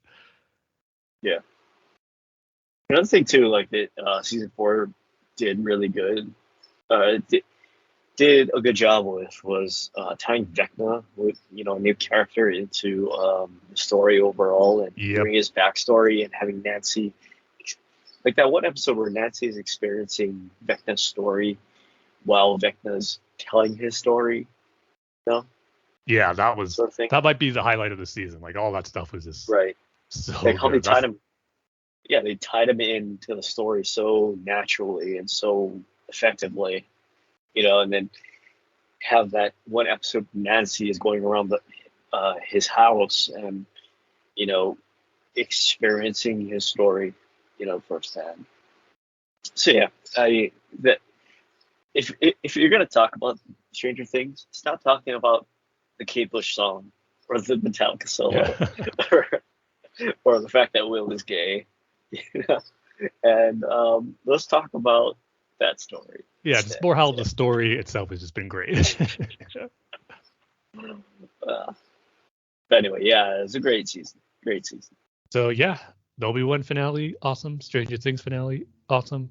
But that brings us to our most recent finale that we got, which was the season finale for Miss Marvel, which just aired this week. So Dane, was we're talking about before we were recording, how our opinions might differ a little bit on this one. So, but I know when we're talking about the first few episodes of Miss Marvel, how this was a series you really got into right away. So just I like the fact that there's an MCU series that you just fully dived into and we're enjoying from the right off the bat. So I guess I'll start with you then, and how you thought the finale was, and just the series overall, if it lived up to the potential it started off with those early episodes for you. Well, first, I want to hear what you have to say first. And second, another show that had its season finale was The Boys. Yeah. And be careful what you say on that, because I haven't started the season yet. Not going to say anything. It is the best season that The Boys have had. And that's what I keep hearing. It is one of the best series on TV. It is, it is one of the best series on TV. Yeah. Nice. Yeah, I've done really good so far, avoiding spoilers for it. So my plan is to hopefully start it this weekend. It's like, because I don't want to be watching too many things at the same time. Because part of me is like, when it's a series I'm really enjoying, like I want to be fully into that series as I'm watching it. So right now, since the Obi-Wan finale, it's all been Stranger Things. I just been engulfed in that story and that universe again. And now that I kind of finished with my rewatch, I'm ready to start with The Boys, because that was next on my list. So from what you're saying and from some of the interactions I've seen, I can't wait to get started for it, because I keep hearing what you just said. This is how it's really great, and it's probably the best season yet of the series. Yeah. Particularly the last two episodes. The ones after that controversial episode, which wasn't that controversial. I mean, I'm an adult, and not that controversial to me. But in particular, the last two episodes really, really make the season. It makes the entire season. And that's all I'll say. Okay. Yeah, I can't wait. That's the only reason why it's not on our discussion topics of TV show finales for this episode, because I haven't even started it yet. So for Miss Marvel, for me, I really liked the first episode and the first two episodes. And I don't know, but I felt the series where I didn't think it was as great for me as some of the other MCU Disney Plus series, is because I just felt like on the superhero side of it, I didn't get fully invested to kind of the main antagonist threat for what the series was trying to establish. That what were their names? Things like the clandestines, I believe it was, but that group that was from another dimension. They're trying to get that bracelet that Kamala has that's giving her powers. They need that to open a portal back home. And it just felt very generic, where just the plot of that, villains pretending to be good guys at first, need something the hero has to try to get back home, and it's just another dimension type thing. But if they open the portal, it's going to destroy the real world. It's stuff we've seen in these superhero stories time and time again. And they just felt very secondary. And maybe that's the point of it too. I'll get to that reason probably in a bit. But for what they're trying to set up in like the third, fourth, and fifth episodes, it just felt the story really rushed, and just the main antagonist threat was just almost non-existent, in my opinion, in this series. And then for the finale, because their story wrapped up very very rushly and kind of unsatisfyingly in that fifth episode, where they open the portal, but yet it kills them as they're trying to get in. And then the leader, she ends up just like sacrificing herself to make sure like the real world, or the main dimension, doesn't get destroyed, and saves her son, or so her son could survive and gets these powers. I don't know. It just felt really rushed, and I just wasn't digging the story that they were setting up for him. That kind of held it back for me, in my opinion, because, and then you throw it to Damage Control, who were only really a part of it for like briefly in the first few episodes. There was the main antagonist in the finale, and they didn't make for a really great kind of like final threat to be facing for the series. And just talk about the finale real quick. That whole sequence with them in the school, kind of, it's almost like Home Alone in school. They're setting up these traps for all these different basic traps for these supposedly highly trained military soldiers. It just, I don't know, played a little goofy to me. But the stuff that later that we got in the finale where Kamala really uses her powers, that stuff was great. But just kind of getting to that stuff, that the earlier confrontation with damage control was a little goofy for me. So just a lot of the stuff with the main antagonist just kind of fell flat for me over the course of the series and kind of held it back for being a really great superhero story. Because I mean, there's a lot of great stuff in it. The characters are what make this series. Kamala Khan and her stuff with her family, that is the heart of this series, and it's just really, really great. The relationship she has with her mother and then her grandmother, and realizing her family history, where her great grandmother is kind of where the origins of her bracelet and the powers come from, and just that story of that was kept telling about a great grandmother being kind of saved and rescued to be put on that train, and how Kamala was actually the one who was responsible for that. All that stuff was great, but just I didn't think it didn't strike the nice balance of that coming together with the main antagonist threat and story that we're trying to set up for this series. So that's kind of where my complaints for the series overall held it back for me as being one of the better MCU series on Disney Plus, because it just couldn't balance those two aspects of what makes great superhero stories stand out. And so, but like I said, some great stuff. The performances are great with the characters. Kamala Khan I read a few of her early issues a while ago from her stories, so I'm not too familiar with the character, but she's already kind of a standout character in the MCU, and glad already that there's plans for her moving forward, being in the next Captain Marvel movie titled The Marvels, and what they set up for her character in the wider scope for the MCU is pretty exciting as well. So kind of my overall thoughts on the series as a whole. I thought it started off really great, something different, being introduced to these characters who were introduced so well, but I just felt the later episodes couldn't carry that momentum I felt that was built up early on in the story that they were setting up, mainly more so on the superhero side of things, more so than the character and family dynamic stuff, because that worked really well and what makes the series overall. So yeah, before I get into the big reveal of the finale, I'll go ahead and hear your thoughts, Dane, and how they're going to probably differ from my overall reaction to the series as a whole. I am going to kind of agree with you, surprisingly. Oh, okay. Yeah, but I come into these shows with the understanding Marvel really sucks at making good villains. At least for me, an outsider looking in. Whereas, like, Dark Knight Rises, right? It's the 10th anniversary. Bane is a really, really good villain portrayed on screen. Joker, same exact thing, no matter which Joker you want to pick, except for the Jared Leto one.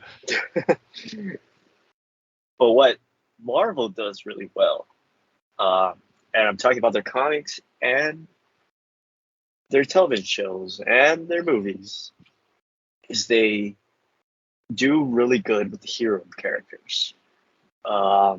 You identify with them, and they make them really human. And we see this in Miss Marvel. We see this in the Spider-Man movies, right? Peter Parker's just a regular kid. He's just a regular kid, and that's his thing. That's what connects you to the character. That's what Steve Ditko brought to the character. That makes you connect with him. That's why we know who Spider-Man is, right? But yeah, they suck at the villains. I can't tell you who the villain of Thor 2 is, right? That elf guy, I think it was. Yeah, he's widely regarded as the weakest by far of Marvel villains. He's Sure. definitely forgettable. They suck. I say it's more hit and miss than all suck, though. But that's coming from me being a lover of the MCU, so of course there's going to be some that connect with me more. I mean, Doctor Strange, I can't for the life of me remember who the villain of that was, that first movie. Can't remember at all. Don't tell me, because I probably won't remember it. Spider-Man No Way Home, is sort of the exception because they brought back like Willem Dafoe and stuff. But yeah, they're not Michael very Keaton good was great as the villains. Vulture, though. I will Michael say. Keaton was great. Yeah, Michael Keaton was great, but that's because it was Michael Keaton, right? I even like Uh, Jake Gyllenhaal as Mysterio. I thought he was good as that too. The new Spider-Man right, movies, I thought did great with their villains. right.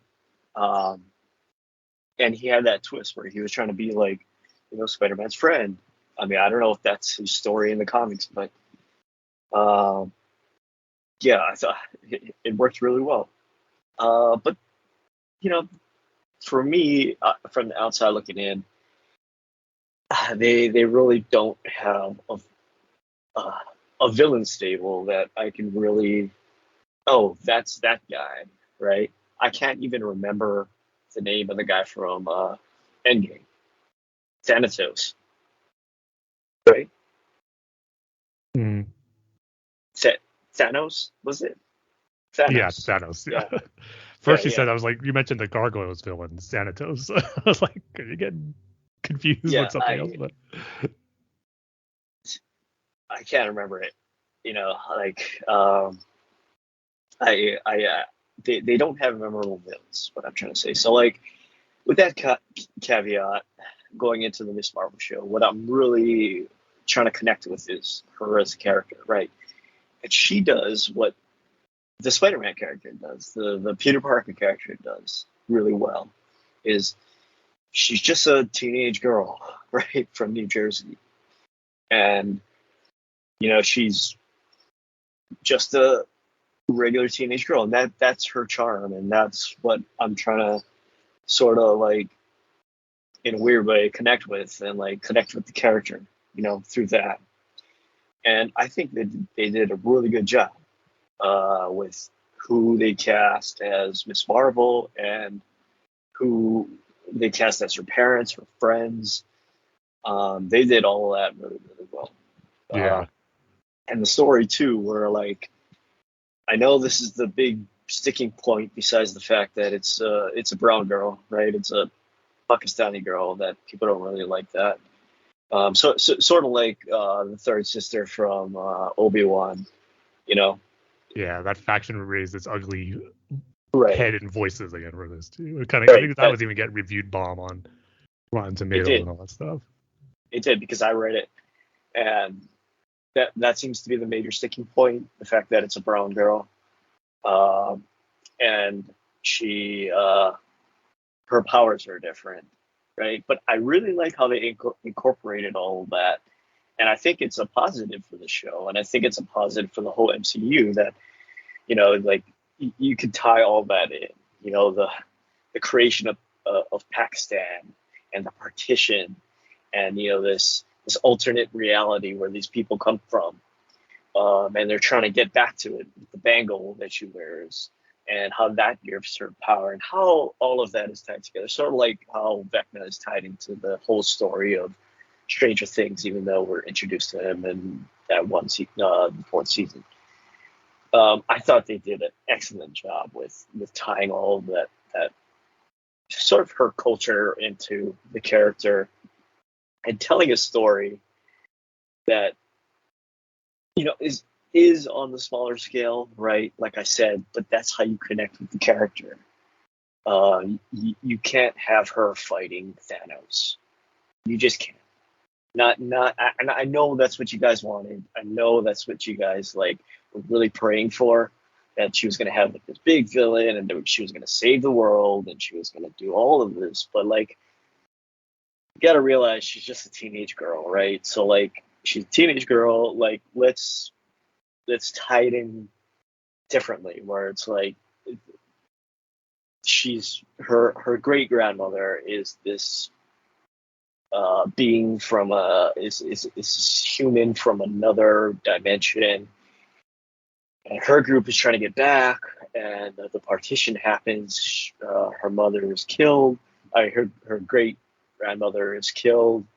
Her grandmother gets put on the train, you know, and I mean she goes back in time. I mean that's a good thing for all you Marvel fans that really like the big storytelling sort of thing, where it's like, you know, we got to save the entire universe and multiple universes at the same time, sort of thing, big picture stuff. But what really that stuff doesn't really matter to me because if I can't really connect to the character, I can't connect to the character, and I don't really care if they're saving the Earth from whatever it is, right?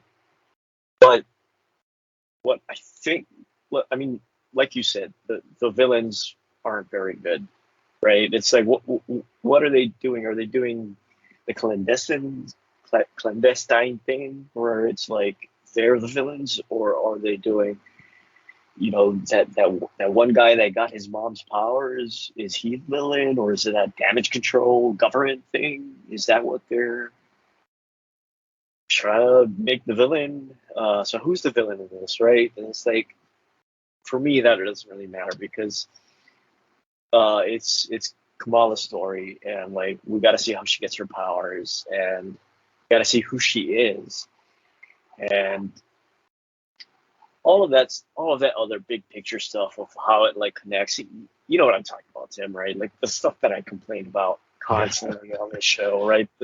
How she connects to, I don't know, Captain America, and she's gonna fight Captain America now because she blah blah blah, right? Or something, whatever, right? Um, that doesn't really care if I can't. I mean, I don't really care about that stuff if I can't really connect with the character. And I feel like rather than have a villain, I think they really told her story really well, and I think that's why I really really like this series. You know what I mean? Yeah, definitely. The one thing I'll kind of disagree with you on as far as wanting the villains to be bigger or more connected to the bigger scope of the MCU, I really didn't care about that either. But see, I was thinking the opposite. I think it would have been better if there was really no like main antagonist have to worry about, but just really focus on her discovering her powers and her family history, and maybe like have a minor threat to encounter an episode or two here and there, but just really have the focus be on her discovering her powers and discovering Yeah. her family history. Because of course, their superpowers, she's going to need to use it against some type of antagonist threat, but not have it like set up this story that kind of leads to nowhere by not even the end of the series, but the penultimate episode of the series, and then switch it to something you just barely set up in the early episode of damage control. So I felt it kind of would have been better if there really was no main antagonist, but some threats here and there for her to face off as she's getting her powers. That would have been something different for these type of series, of not setting up a big foe to have to counterbalance with her origin story, so to speak. That's the kind of direction I would have Yeah. went. I thought could have worked. Yeah, but I feel like that would have sort of cheapened her big face off, right? Whoever her big face off is going to be. But even the big Because we face off at the know, end, I felt didn't amount to much because damage control was barely a factor in the story except in some early episodes, and weren't really yeah, that much but of a presence in those either. yeah, but I'm not talking about like, domestically, right? I'm talking the universe because we know she's going to have that big battle, right? They're going to build to that big battle where we're going to have that end game size thing. Hmm. I feel like that would have cheapened that face off. You know what I mean? Instead of, okay, so like, let's bring it back to Batman, right? So like, let's say Bruce is young and he meets a young Joker, right? That would cheapen their sort of encounters in the future, I feel. Yeah. Whereas like if they have this thing where it's like it's this unstoppable threat like they did in The Dark Knight, where it's like it's Batman doesn't know how to deal with the Joker. The Joker's going crazy and he's doing all these crazy stuff, and it would cheapen that a little bit because like it would be like, I don't know how to explain it. It's like it would be like, okay, here we go again. You know what I mean? It's like this again. So like I think in this show and with these characters, and again, I think Marvel does better characters than DC. I just think that connection is there. But like I said with Spider-Man, um, And I feel like Miss Marvel doesn't need a villain right now, right? She Yeah. needs to live with her power and be a teenager. That's all she has to do in the show. And for me, that was the. I mean, they just they nailed it. With that. I don't really care who her big villain is. I'm sure it's some crazy guy, but for like right now, I guess you could say right now, like she has her powers. I know the origin of her powers. I know the origin of her and her family.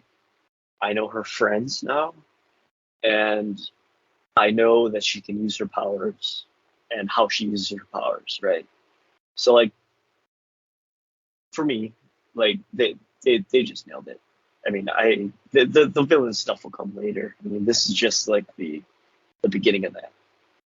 Yeah, I agree with that too, because that's, like I said, it's the strength of the series is her as a character with her family, and just kind of dealing with getting these powers, adapting to it, and learning about her family history at the same time. So yeah, that stuff will work really well. It's just when they try to show more of importance on the villain story, that's what held it back and took me a little out of it, because it just was not interesting. And why I wish it would have Yeah, focused more just on that aspect of the series. But yeah, and also I have to ask you a question, Tim, because this is the first time I've ever seen this. What is the Department of Damage Control? Like they're what kind is of there that? to Is clean that up. a It was first, I believe, the Spider-Man Homecoming.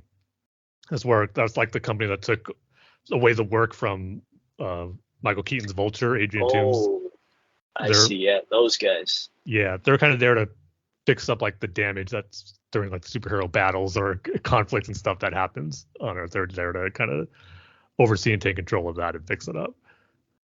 Why do they have guns then? If they're They like might a have, contractor. yeah, they might have I mean, like, established and became like oh, more of a government thing, because before it was set up by Tony Stark, but maybe things yeah. changed in the universe with the event of his death, or they became more than just a cleanup crew. I see. They're more of like a government secret force sort of Kind of thing. definitely felt more Now, like that in this series. oh, because I was thinking back to like the Spider-Man Homecoming movie, and I was like, they're just taking jobs from contractors. That's all they're. I mean, they're like Yeah. they're they're like a cleanup crew. Like, why do they have guns and stuff? What a jump between like cleaning up rubble and having like their own special force. Yeah, they got a different division or more departments in Yeah. damage control, maybe. I see. I see. But then the other big thing that I got to talk about from the finale is the reveal that it looks like Miss Marvel's, the source of her powers, they kind of hinted at this too. It wasn't necessarily the bracelet that just kind of brought it out and amplified Yeah. it more. But the reveal that Miss Marvel, Kamala Khan, is the first mutant we've been introduced to in the MCU. And What I does that love mean? What does that mean exactly? Like, no, I'm serious. Like what is really. that? Yeah, like, so she's the first mutant? Well, not the first mutant, but the first one, Yeah. just from a story aspect that we were introduced to in the Marvel and MCU movies. Since they got the license and rights back to use mutants, we But haven't. but how is she a mutant? That's the thing. He just said when he was looking at like her family history and her genes, he noticed hers was different from the other members of her family. As Bruno says, it's Oh, like a I mutation. see. I see. Did you not Oh, catch the little okay. musical cue that played right there when he said that? No, I didn't, Tim. Well, You know what? You know I'm not a fan of these Marvel stuff, Tim. I thought you watched. Well, I don't know. I don't know if we really talked about the X-Men animated series from the '90s too much here, but if you didn't watch that series, then yeah, that musical cue would have went right over your head. So if you didn't watch it, I could understand if you're not catching it. Wow, I gotta go watch that scene again. Yeah, because as soon as he said mutation, they played the theme song from the animated series really quickly. It's like no no no no no no no. But like anyone who watches the shows know exactly what it is, and that was an awesome geek out moment. I brought a smile to my face. And unfortunately I got spoiled. I couldn't avoid that on Twitter that day before I watched the episode, but it was still awesome to hear the word mutation and hear the X-Men theme song for the animated series played at that moment. Because like I said, ever since Disney got the rights back to use the X-Men and mutants, we've just been waiting for that moment to come in the MCU, and this was the first time that has happened, saying the word mutation and acknowledging that a big character that you're introducing here is in fact a mutant, and that's awesome. And I like the idea that they're doing it for Miss Marvel and for Kamala Khan, because when she was created in the comics, that's when Marvel Comics was really pushing the Inhumans as to kind of be like the next big thing, the next for X-Men, and to take kind of almost like replace mutants, because it was a whole stupid thing where 20th Century Fox owns the rights for the mutants and not Marvel Studios. So what the comic side is going to do is push Inhumans so we can make those more popular than the X-Men, because we could put those in Inhumans in movies and TV shows and they'll become more popular than mutants. That didn't quite work out. So that's why they created Miss Marvel in the comics to be an Inhuman, or in fact, I think the creator of the character just said in response to this episode that it was their intent to always have Miss Marvel be a mutant, but they were told by the higher ups that to make her an Inhuman, because that was kind of the initiative they were trying to push in the comics at the time. And like I said, it didn't really work out to where Inhumans became more popular than mutants in the X-Men. That never happened. So it's kind of cool that the original intent for Miss Marvel to be a mutant's now being realized in the series and in the MCU, to introduce that aspect into the MCU finally. So that was just a great moment. And I just can't wait to see what we get more mutants building off of this, and how we learn more about what other characters may be mutants going forwards. But I just thought that was a really cool reveal and something to put at the end of the series. I think they should just go full steam ahead and just make an X-Men movie. It's coming. I don't know if it's going to be like Instead just of a like full-blown slowly, X-Men movie, but we're getting a mutants movie. instead of like slowly Yeah. introducing each character, like just have an X-Men movie. I mean, I don't see why like you can't introduce them to your other characters later. Yeah, it's going to be interesting if they do anything at Comic-Con as far as announcements goes, if we're finally going to get some X-Men details, because we know, like I said, we know it's coming, and this is our first step towards that and bringing mutants into the MCU. So maybe at Comic-Con we'll finally get our announcement of what X-Men projects Marvel has in the works. I wonder why 20th Century Fox finally decided to give them up. Well, it's the whole thing where Disney bought 20th Century Fox. So I see.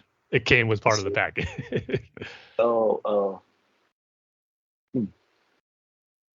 Oh, that's good. At least they don't have to do a deal with like Sony, right? Yeah, it's not the whole Have Spider-Man Spider-Man. thing. They don't have to worry about renewing deals and licensing stuff for it. So, And I forgot that 20th Century Fox was bought by Disney. yep. So we can finally have the fanfare back for Star Wars. If they wanted to, they haven't put it back yet, though. They should do it. They should do it. Too. Yeah, it's like it's been a while where I kind of used to it without it, but at the same time, if they put it back, it'll be like, it's nice to have it back again. Yeah, it's just like the that sort of like that I don't know what you call it.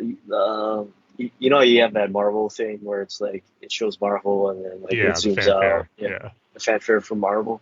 They got to redo the Star Wars one. Like we got to get a better one than just like the Chrome, the Chrome Astromechs.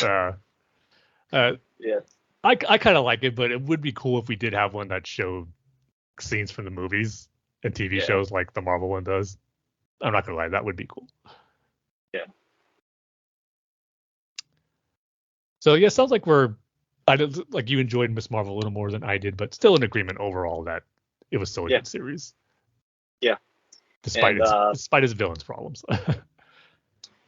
And so like I'm so unfamiliar with the Marvels, I guess you could say.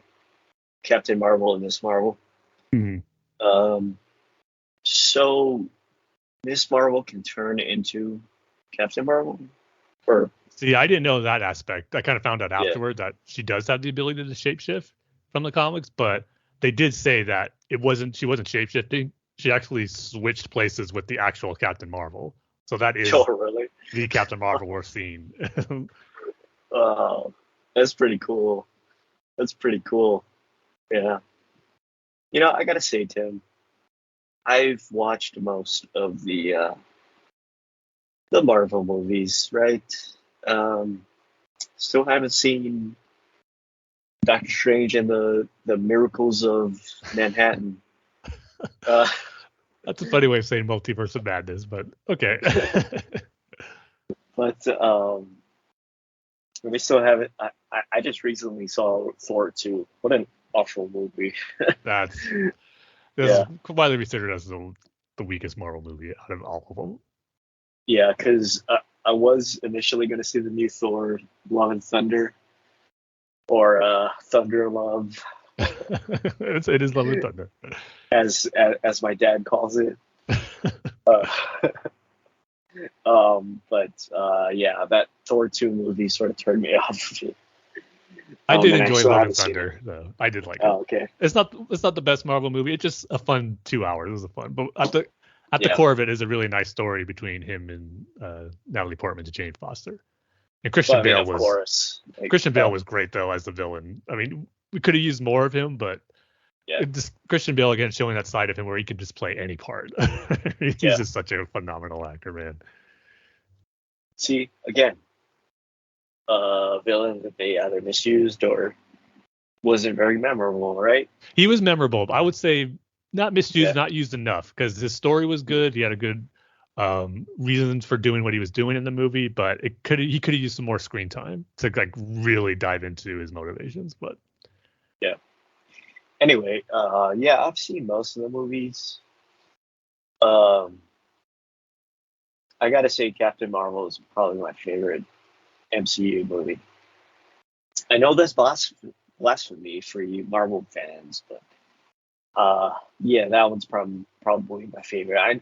I know Endgame and all those movies have like the big fights and are all cool like that, but like, yeah, I think Miss Marvel, Captain Marvel is my favorite MCU movie. I'm sorry, Tim. Don't jump through my computer and punch me in the face. oh wait, I really like Captain Marvel. I think it's underrated actually. Yeah, Um, yeah. I So don't see why you guys hate it so much, but yeah, I mean, I like Brie Larson. I enjoy her in movies, and yeah, Captain Marvel is my favorite um, Marvel movie. so let me ask you this, Dane. Was Captain Marvel being your favorite Marvel movie, and you really liking Miss Marvel? Well, can I say that's your favorite Marvel TV show? Yeah, yeah, Okay. totally. So with Yeah, those two being your favorites, will you go see the Marvels in theaters? probably. I guess I have to now, Tim. I'm Like, gonna hold you to that. I really like Miss Marvel. I really, really like Captain Marvel. So yeah, I guess I'm gonna have to see it. I don't. I'm probably not gonna know what's going on. So like, if we do a review episode of it, I'm gonna be like, Tim, what Well, is that thing that they showed at the blah blah blah? You at know? this time, you've seen everything that you would need to see, I would imagine, to just the first Captain Marvel movie and Miss Marvel. I think you should be Yeah. good. No, well, I'm not talking about that stuff. I'm talking about like the whole connection thing where it's like, Okay. oh, so that grain of sand is means Sandman is coming or something. Like or what? You know how it is then. Um, but yeah, I Captain Marvel is probably my favorite uh, Marvel movie. I think it's the best one because I just rewatched it. Followed closely by Black Panther, I'd say. Yeah, those two are probably my favorite. Cool. So I believe it comes out July 2023. So plan on a year Yeah, from now. yeah. Because So like, we're both gonna see it in theaters. yeah, and Marvel seems to hit their date, so I like Yeah. that DC one. Well, some of them Uh, they do get moved. Like this actually was supposed to come out in November this year, but things have getting pushed back on the Disney front, so sure. got moved to Yeah, 2023. But once they announce it, it's gonna come out. yeah. Miss Marvel does have my favorite joke in all of the MCU, Tim. I gotta say, it made me laugh so hard. Which one was So that? like, well, which one do you think it is, Tim? See, I'm just curious. the one that was my favorite is when her father comes in her room dressed as a Hulk when Yeah. they're trying to say like, oh, you could go to Avengers Con, but here are the conditions. You got to wear this, and your father's going with you, and he comes in dressed as a Hulk. That was awesome. That was funny, but it's not my favorite. My favorite is when she's saving the little kid. They climbed up to that clock tower thing, whatever that was, and she's trying to get his mind off of like the fact that he's hanging off the ledge or whatever. And he goes, "Oh, what's your favorite food?" And he goes, "Ice cream pizza." And she goes, "Is that one food or two foods?" He goes, "Like one food," and then like the kid slips or whatever, and she's like, "Oh, we think about ice cream pizza," and then it cuts to the crowd, and there's a guy that stands up and he said, "Did somebody say ice cream pizza?" That's my favorite. That's my favorite joke of the MCU so far. There you go. That made me laugh so hard. I don't know why. It's just so unexpected. But yeah, that made me laugh so hard. Well, Yeah. Well, the MCU movies have tons of jokes in there, but I don't think you'd probably be the only one where that one is your absolute favorite out of all of them. Yeah. You know what my previous one was? Where it's like War Machine and that blue lady go back to like when Star-Lord is dancing around in that cave thing. Mm. And the look on their faces when they're like, you could tell that they've been waiting there for like an hour waiting for him to finish dancing. Yeah. I think Rhodey even says, "So he's a moron" or something like that. Yeah. That was my favorite joke. But it's been replaced by Miss Marvel. Ice cream pizza. Ice cream pizza is the winner. Yeah. I'm going to change my Xbox name from what I have now to ice cream pizza. Go for it. Unless it's taken already. That seems like something a gamer would use just for the heck of it. Ice cream pizza. Yeah. You might have to put some numbers in there. Yeah. Yeah, like, yeah. All right. So that's, I guess, our TV discussion for the episode. Some long discussions, but man, what a great time for TV shows, man. I'd say TV shows, at least for me, my enjoyment, and I've been more on the TV show side of things than movies this year, to be quite honest. But it's hard to complain, even if there are some stuff we don't enjoy as much as others, that we still have all this great content to talk about and just geek out about in general. So it's awesome. But we can't say it was like that 10 years ago where we had gotten all this awesome stuff as we are now. But one awesome thing we did get 10 years ago was The Dark Knight Rises. And we can't let this episode go by as we're recording it. This is a couple of days before the actual 10-year anniversary, but we had to do a little retrospect on the 10th anniversary of The Dark Knight Rises. I mean, we talked about it earlier in the year when it was our 10-year anniversary for this podcast, and a big thing that made that first year so fun was the lead up and eventual release of The Dark Knight Rises, and just how it is hard to believe it's been 10 years since that movie came out. It's the wait between The Dark Knight to The Dark Knight Rises, the 4-year gap, seems longer than this 10 years that has been since the movie came out. It's just really hard to fathom that it's that old right now. But yeah, so just want to take a little bit to give a little retrospective, think about how it was 10 years ago, seeing it for the first time, and if some of our views of the movies has changed over the 10 years. But yeah, just like I said, remembering just being a fun time 10 years ago, like I said, connecting it with the start of this podcast and the lead up to the movie and following the trailers and official images and even some rumor stuff and speculation going into the movie leading up to it. That stuff is all part of the fun and build up to some big anticipated releases of the movies. And that's what makes it so fun when you're a fan of this stuff. And then culminating into the actual moment where you're seeing the movie. And for me, it's just good memories for that stuff. And then actually seeing the movie too was a fun night, because I've said this before, how my first viewing experience was a marathon my theater was doing of the Dark Knight trilogy, where I got to see Batman Begins, The Dark Knight, and then The Dark Knight Rises all in one night. And that just was a lot of fun. But man, it was a packed house that night. I remember I barely got a good seat. I got there probably later than I should have, before assigned seating and all that stuff was available. But I ended up being on the very back row in the middle. As long as I'm in the middle and not too far down, I'll be happy. But I don't like seating ideally in the very back, but it was fine. But just seeing that whole story play out in one night was great, and not knowing how it was going to end. I just remember after seeing The Dark Knight, just because there was a little bit of a gap between movies. I believe The Dark Knight kind of had to, after that was over, had to wait about an hour until midnight hit. That's when movies still had their premieres at midnight and not at 3 o'clock in the afternoon like it is now. So it was a long wait, but I just remember after The Dark Knight ended, that hour taking forever to get to The Dark Knight Rises, just being so ready to see the end of the trilogy and the story that Christopher Nolan was gonna end his Batman story on. Just that anticipation was just through the roof during that moment.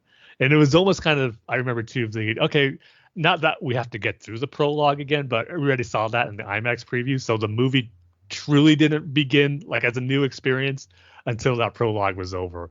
And then we get to the moment with the beginning at Wayne Manor and Gordon about to give the speech and all that stuff.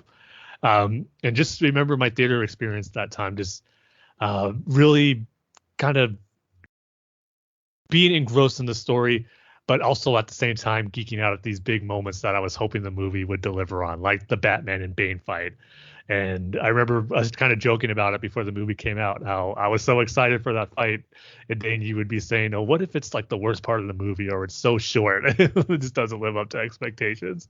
But I remember as I was watching it, it lived up to expectations, especially how it ended with Bane breaking Batman's back, and how I never thought I'd see them actually do that pivotal moment for Nightfall in live action, and just see that just blew me away. So stuff like that, where that's the stuff you just live for as comic book fans and superhero fans of these movies, just when it delivers on not only telling a satisfying story in its own right, but giving you those geek out moments that comic book fans would would appreciate. So all that stuff, and just being, by the time it was over, being satisfied with how it ended, but at the same time not being like completely blown away like it was after the first Dark Knight experience. And maybe that's unfair to put those high expectations on this one or any movie that you're comparing it to a legendary movie in itself.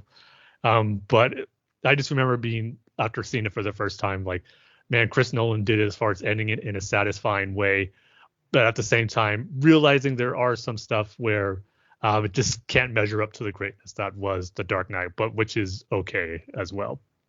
And 10 years, looking back on it, I still mainly feel the same way. We probably talked about this over the course of our Dark Knight Rises minute by minute commentaries. I probably don't love it as much as I did when I first saw it, mainly for this reason, because I remember on our podcast review episode, Dane, I said at that time, I would put it over Batman Begins. And that just might be like recency bias, where just coming off the high of seeing it for the first time, not letting it sit over a course of the time to really put it in the rankings as far as a trilogy. And looking back on it now, I definitely would put Batman Begins over The Dark Knight Rises as being overall a better movie in my opinion, but just being engrossed more in that story with telling the origin of Batman. Just what a brilliant job that movie did of telling that story. Just enjoying that more so than the ending story that Chris Nolan did for his version of Batman, but yet still being satisfied. Definitely a satisfying conclusion. I know it's not as for everyone. It's still a divisive movie, but for me, I still put it up there as being just a great ending to this particular Batman story that was being told here. And just certain other elements that don't necessarily hold up for me like I did. I think I said this on the commentary as well. Not a big fan of the whole John Blake Robin thing. When I first saw it, I loved it just because Robin's being acknowledged in the Christopher Nolan trilogy. But now when I look back on it, kind of unnecessary and just not the recognition that Robin, I feel, deserves in these live action movies. Still, hopefully that changes in the future, as I talked about before, with potential sequels for the Batman. But certain things like that, I feel like the second act, it kind of has a moment where, after the aftermath of Batman's back being broken, it does slow down a little bit. I don't want to say it drags, but the pace definitely slows down a bit when you watch it on multiple viewings over the course of 10 years. But again, those are just small complaints. Why I think I put Batman Begins over The Dark Knight Rises now. But again, just a great time period being a Batman fan. Just the anticipation and the hype for the movie, the excitement for it was just a lot of fun during that time period. And then seeing the movie for the first time, really enjoying it there and kind of being satisfied with how it all ended and wrapped up. And still marks as being the best comic book movie adaptation trilogy, in my opinion. The Dark Knight trilogy has yet to be beaten as far as comic book movies goes. And I stand by that, talking about all three movies from how it begins into how it ends with The Dark Knight Rises. So yeah, it's been a great 10 years as far as having the movie to look back on, and just the trilogy as a whole now is one complete story, and going back to it and watching it as a whole complete trilogy now is always a great viewing experience. Watching it from beginning to end, it just really is a great Batman story being told. So yeah, 10 years, it's hard to believe, but again, it's just felt have to recognize just that milestone for a movie like The Dark Knight Rises to add, and just connecting it with our podcast too, just what a pivotal moment it was for us getting started 10 years ago and having this movie be a big part of our early episodes and excitement for it. So yeah, good times and just great memories kind of thinking about it as we look back on how it was in 2012 when The Dark Knight Rises came out. I'm just looking at this, the Marvels movie, and there's a link to a site that says, to a headline that says Captain Marvel 2 could set up Miss Marvel meeting. It's like, I guess they didn't know about the show. The TV show it was posted beforehand. Yeah. So yeah, I guess they were wrong on that one. So what is Sword? I'm not Is that too like Shield? Yeah, it's like the opposite of Shield. They mainly operate in space. At least in the comics, okay. they were established a bit in the WandaVision series. At least that organization. I whiffed on that one too. Yeah. Okay. But The Dark Knight Rises. Sorry, I didn't mean to sidetrack us. Come on, we're used to it by now, Dane. Yeah. I remember being so hyped for that movie, and I remember texting you, sitting in line because, like you said, the movie came out at 12 o'clock. It didn't come out at 7 or 3 or whatever time. And I remember you sitting in the theater waiting for the movie to start because they let you in an hour early, and you had already seen it, and you were on your way out, and I was on my way in, I think. And I remember you texting you at like 2 o'clock in the morning, and you were still up. Oh yeah. And being like, "Oh my God, that was the greatest movie I've ever seen in my entire life, and that was so good," and all of that. Like you, my sort of praise for that movie has dipped a bit. Some stuff that hasn't really aged that well, like you mentioned, the Robin stuff, and the Bruce prison stuff hasn't really aged that well. But like you said, overall, yeah, the Dark Knight trilogy is the best superhero trilogy out there right now, at least right now. And yeah, I just remember being so hyped for it, and it was everything I ever wanted. And I remember texting you. So like a lot of my memories of that movie involve you, Tim, because I remember sitting in line texting you, and you were sitting in line, or you were in line at the same time, and we were texting back and forth. And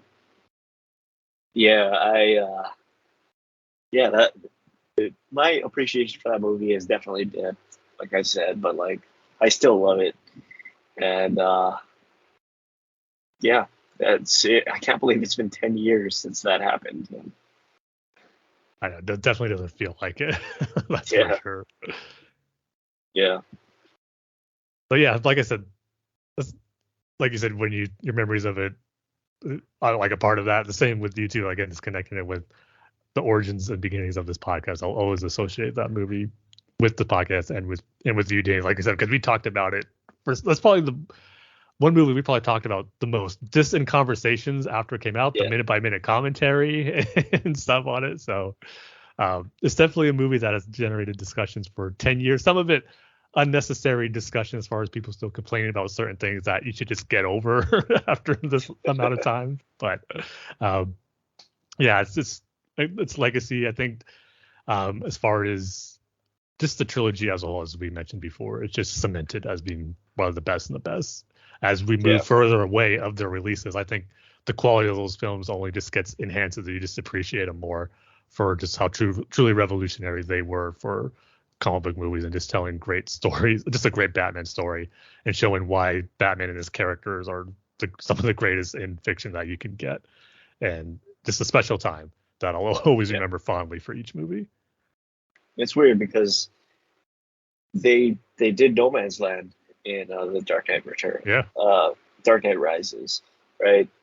And it's weird seeing all of like speculation of like what's the next The Batman movie, The Batman 2 going to be, and a lot of people are saying it's going to be No Man's Land again,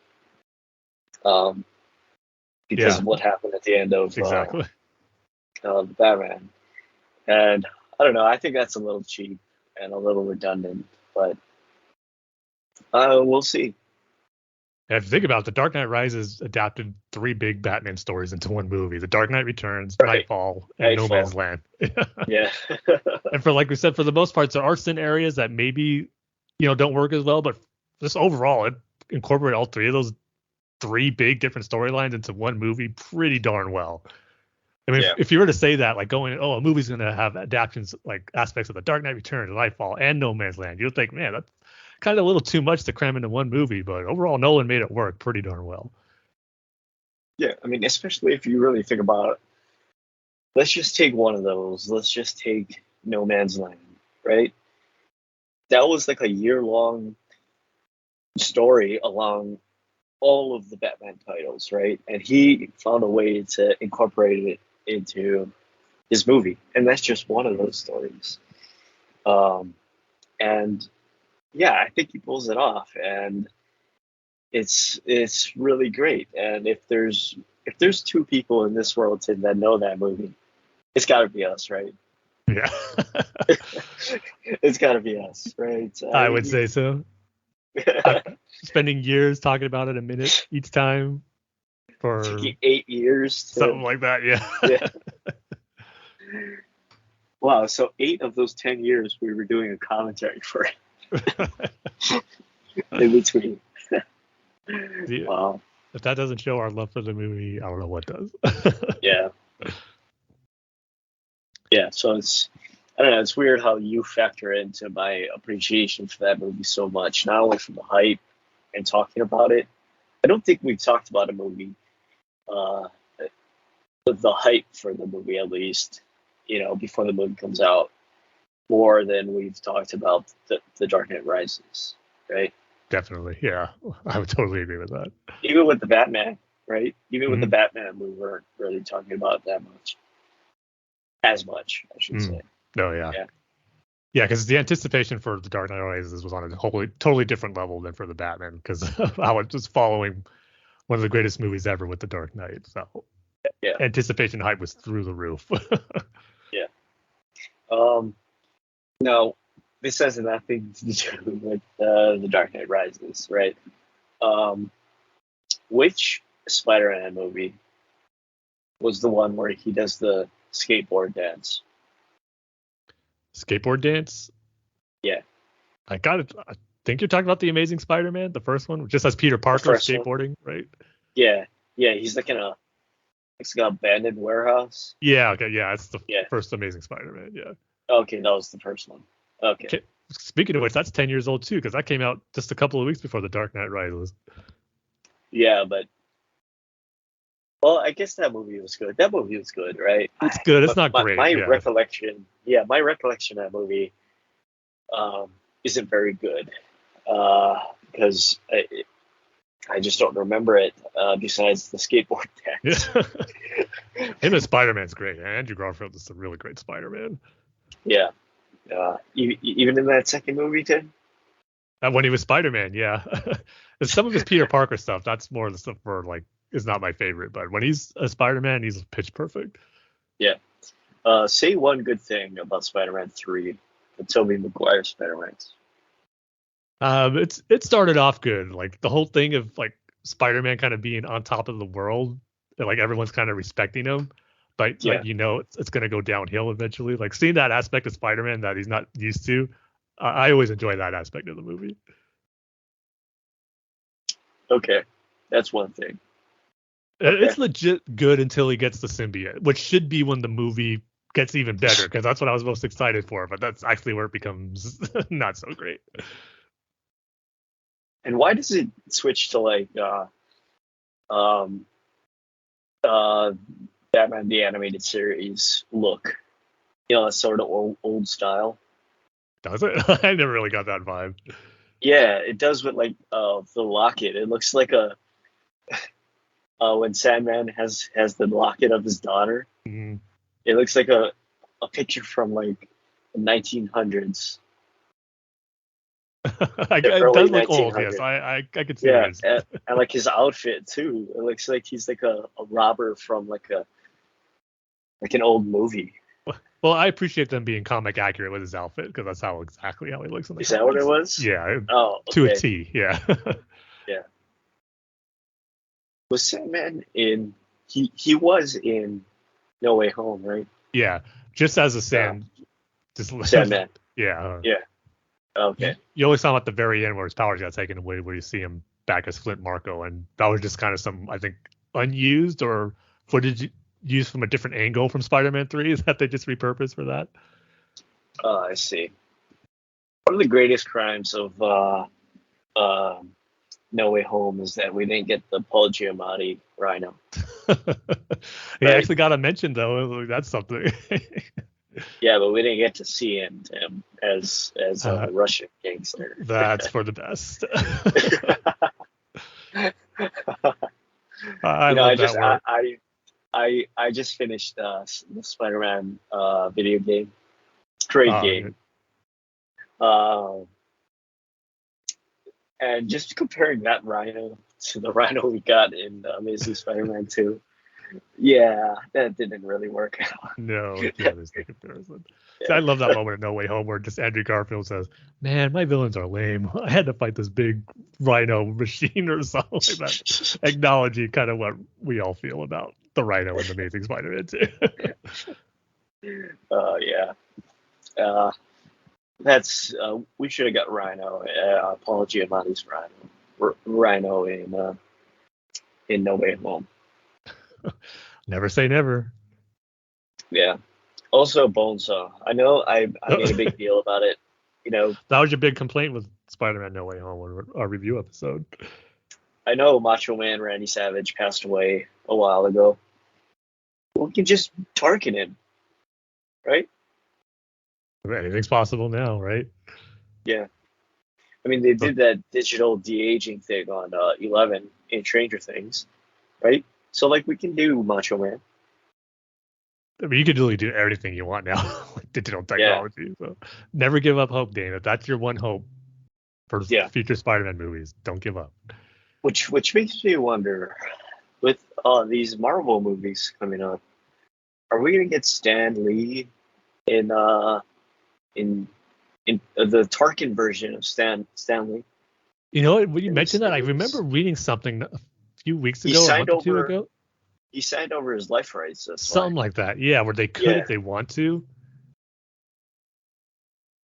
I wonder if they're gonna Tarkin him, or if it's just gonna be like a voice, like a voice on like a voice impression of, or like some footage from other things that he's done incorporated into a movie, maybe something like that. Yeah, I don't know why they just didn't, have him on a green screen, right, and just list off like a bunch of names, like, oh, is that blah blah blah?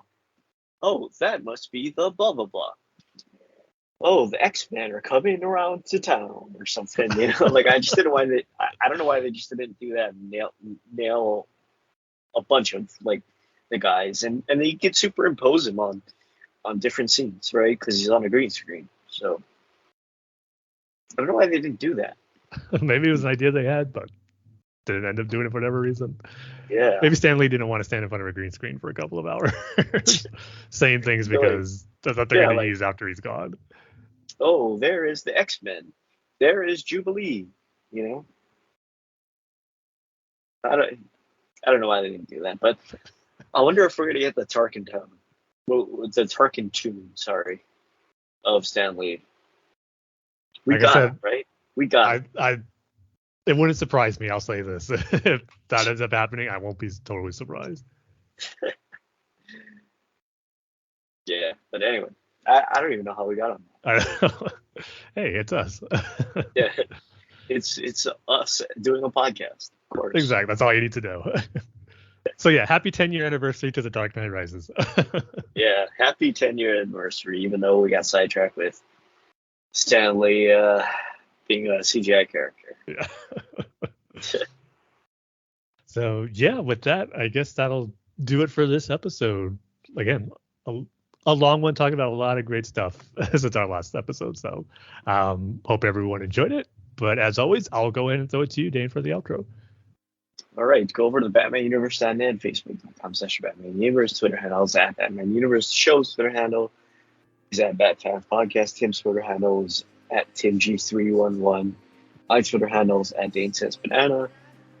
Rate and review us on iTunes, and you can email the show at batfanswithoutpants@gmail.com. So with that, like we say at the end of every single episode, Tim, what are you going to say? We love each and every one of you with all of our hearts that are now 10 years older than when we first started this podcast and saw The Dark Knight Rises. Oh, don't say that, Tim. You just made me feel like I'm going to die in 10 years. Because we're so much older now, right? Yeah. We'll see you guys next time. See you next time.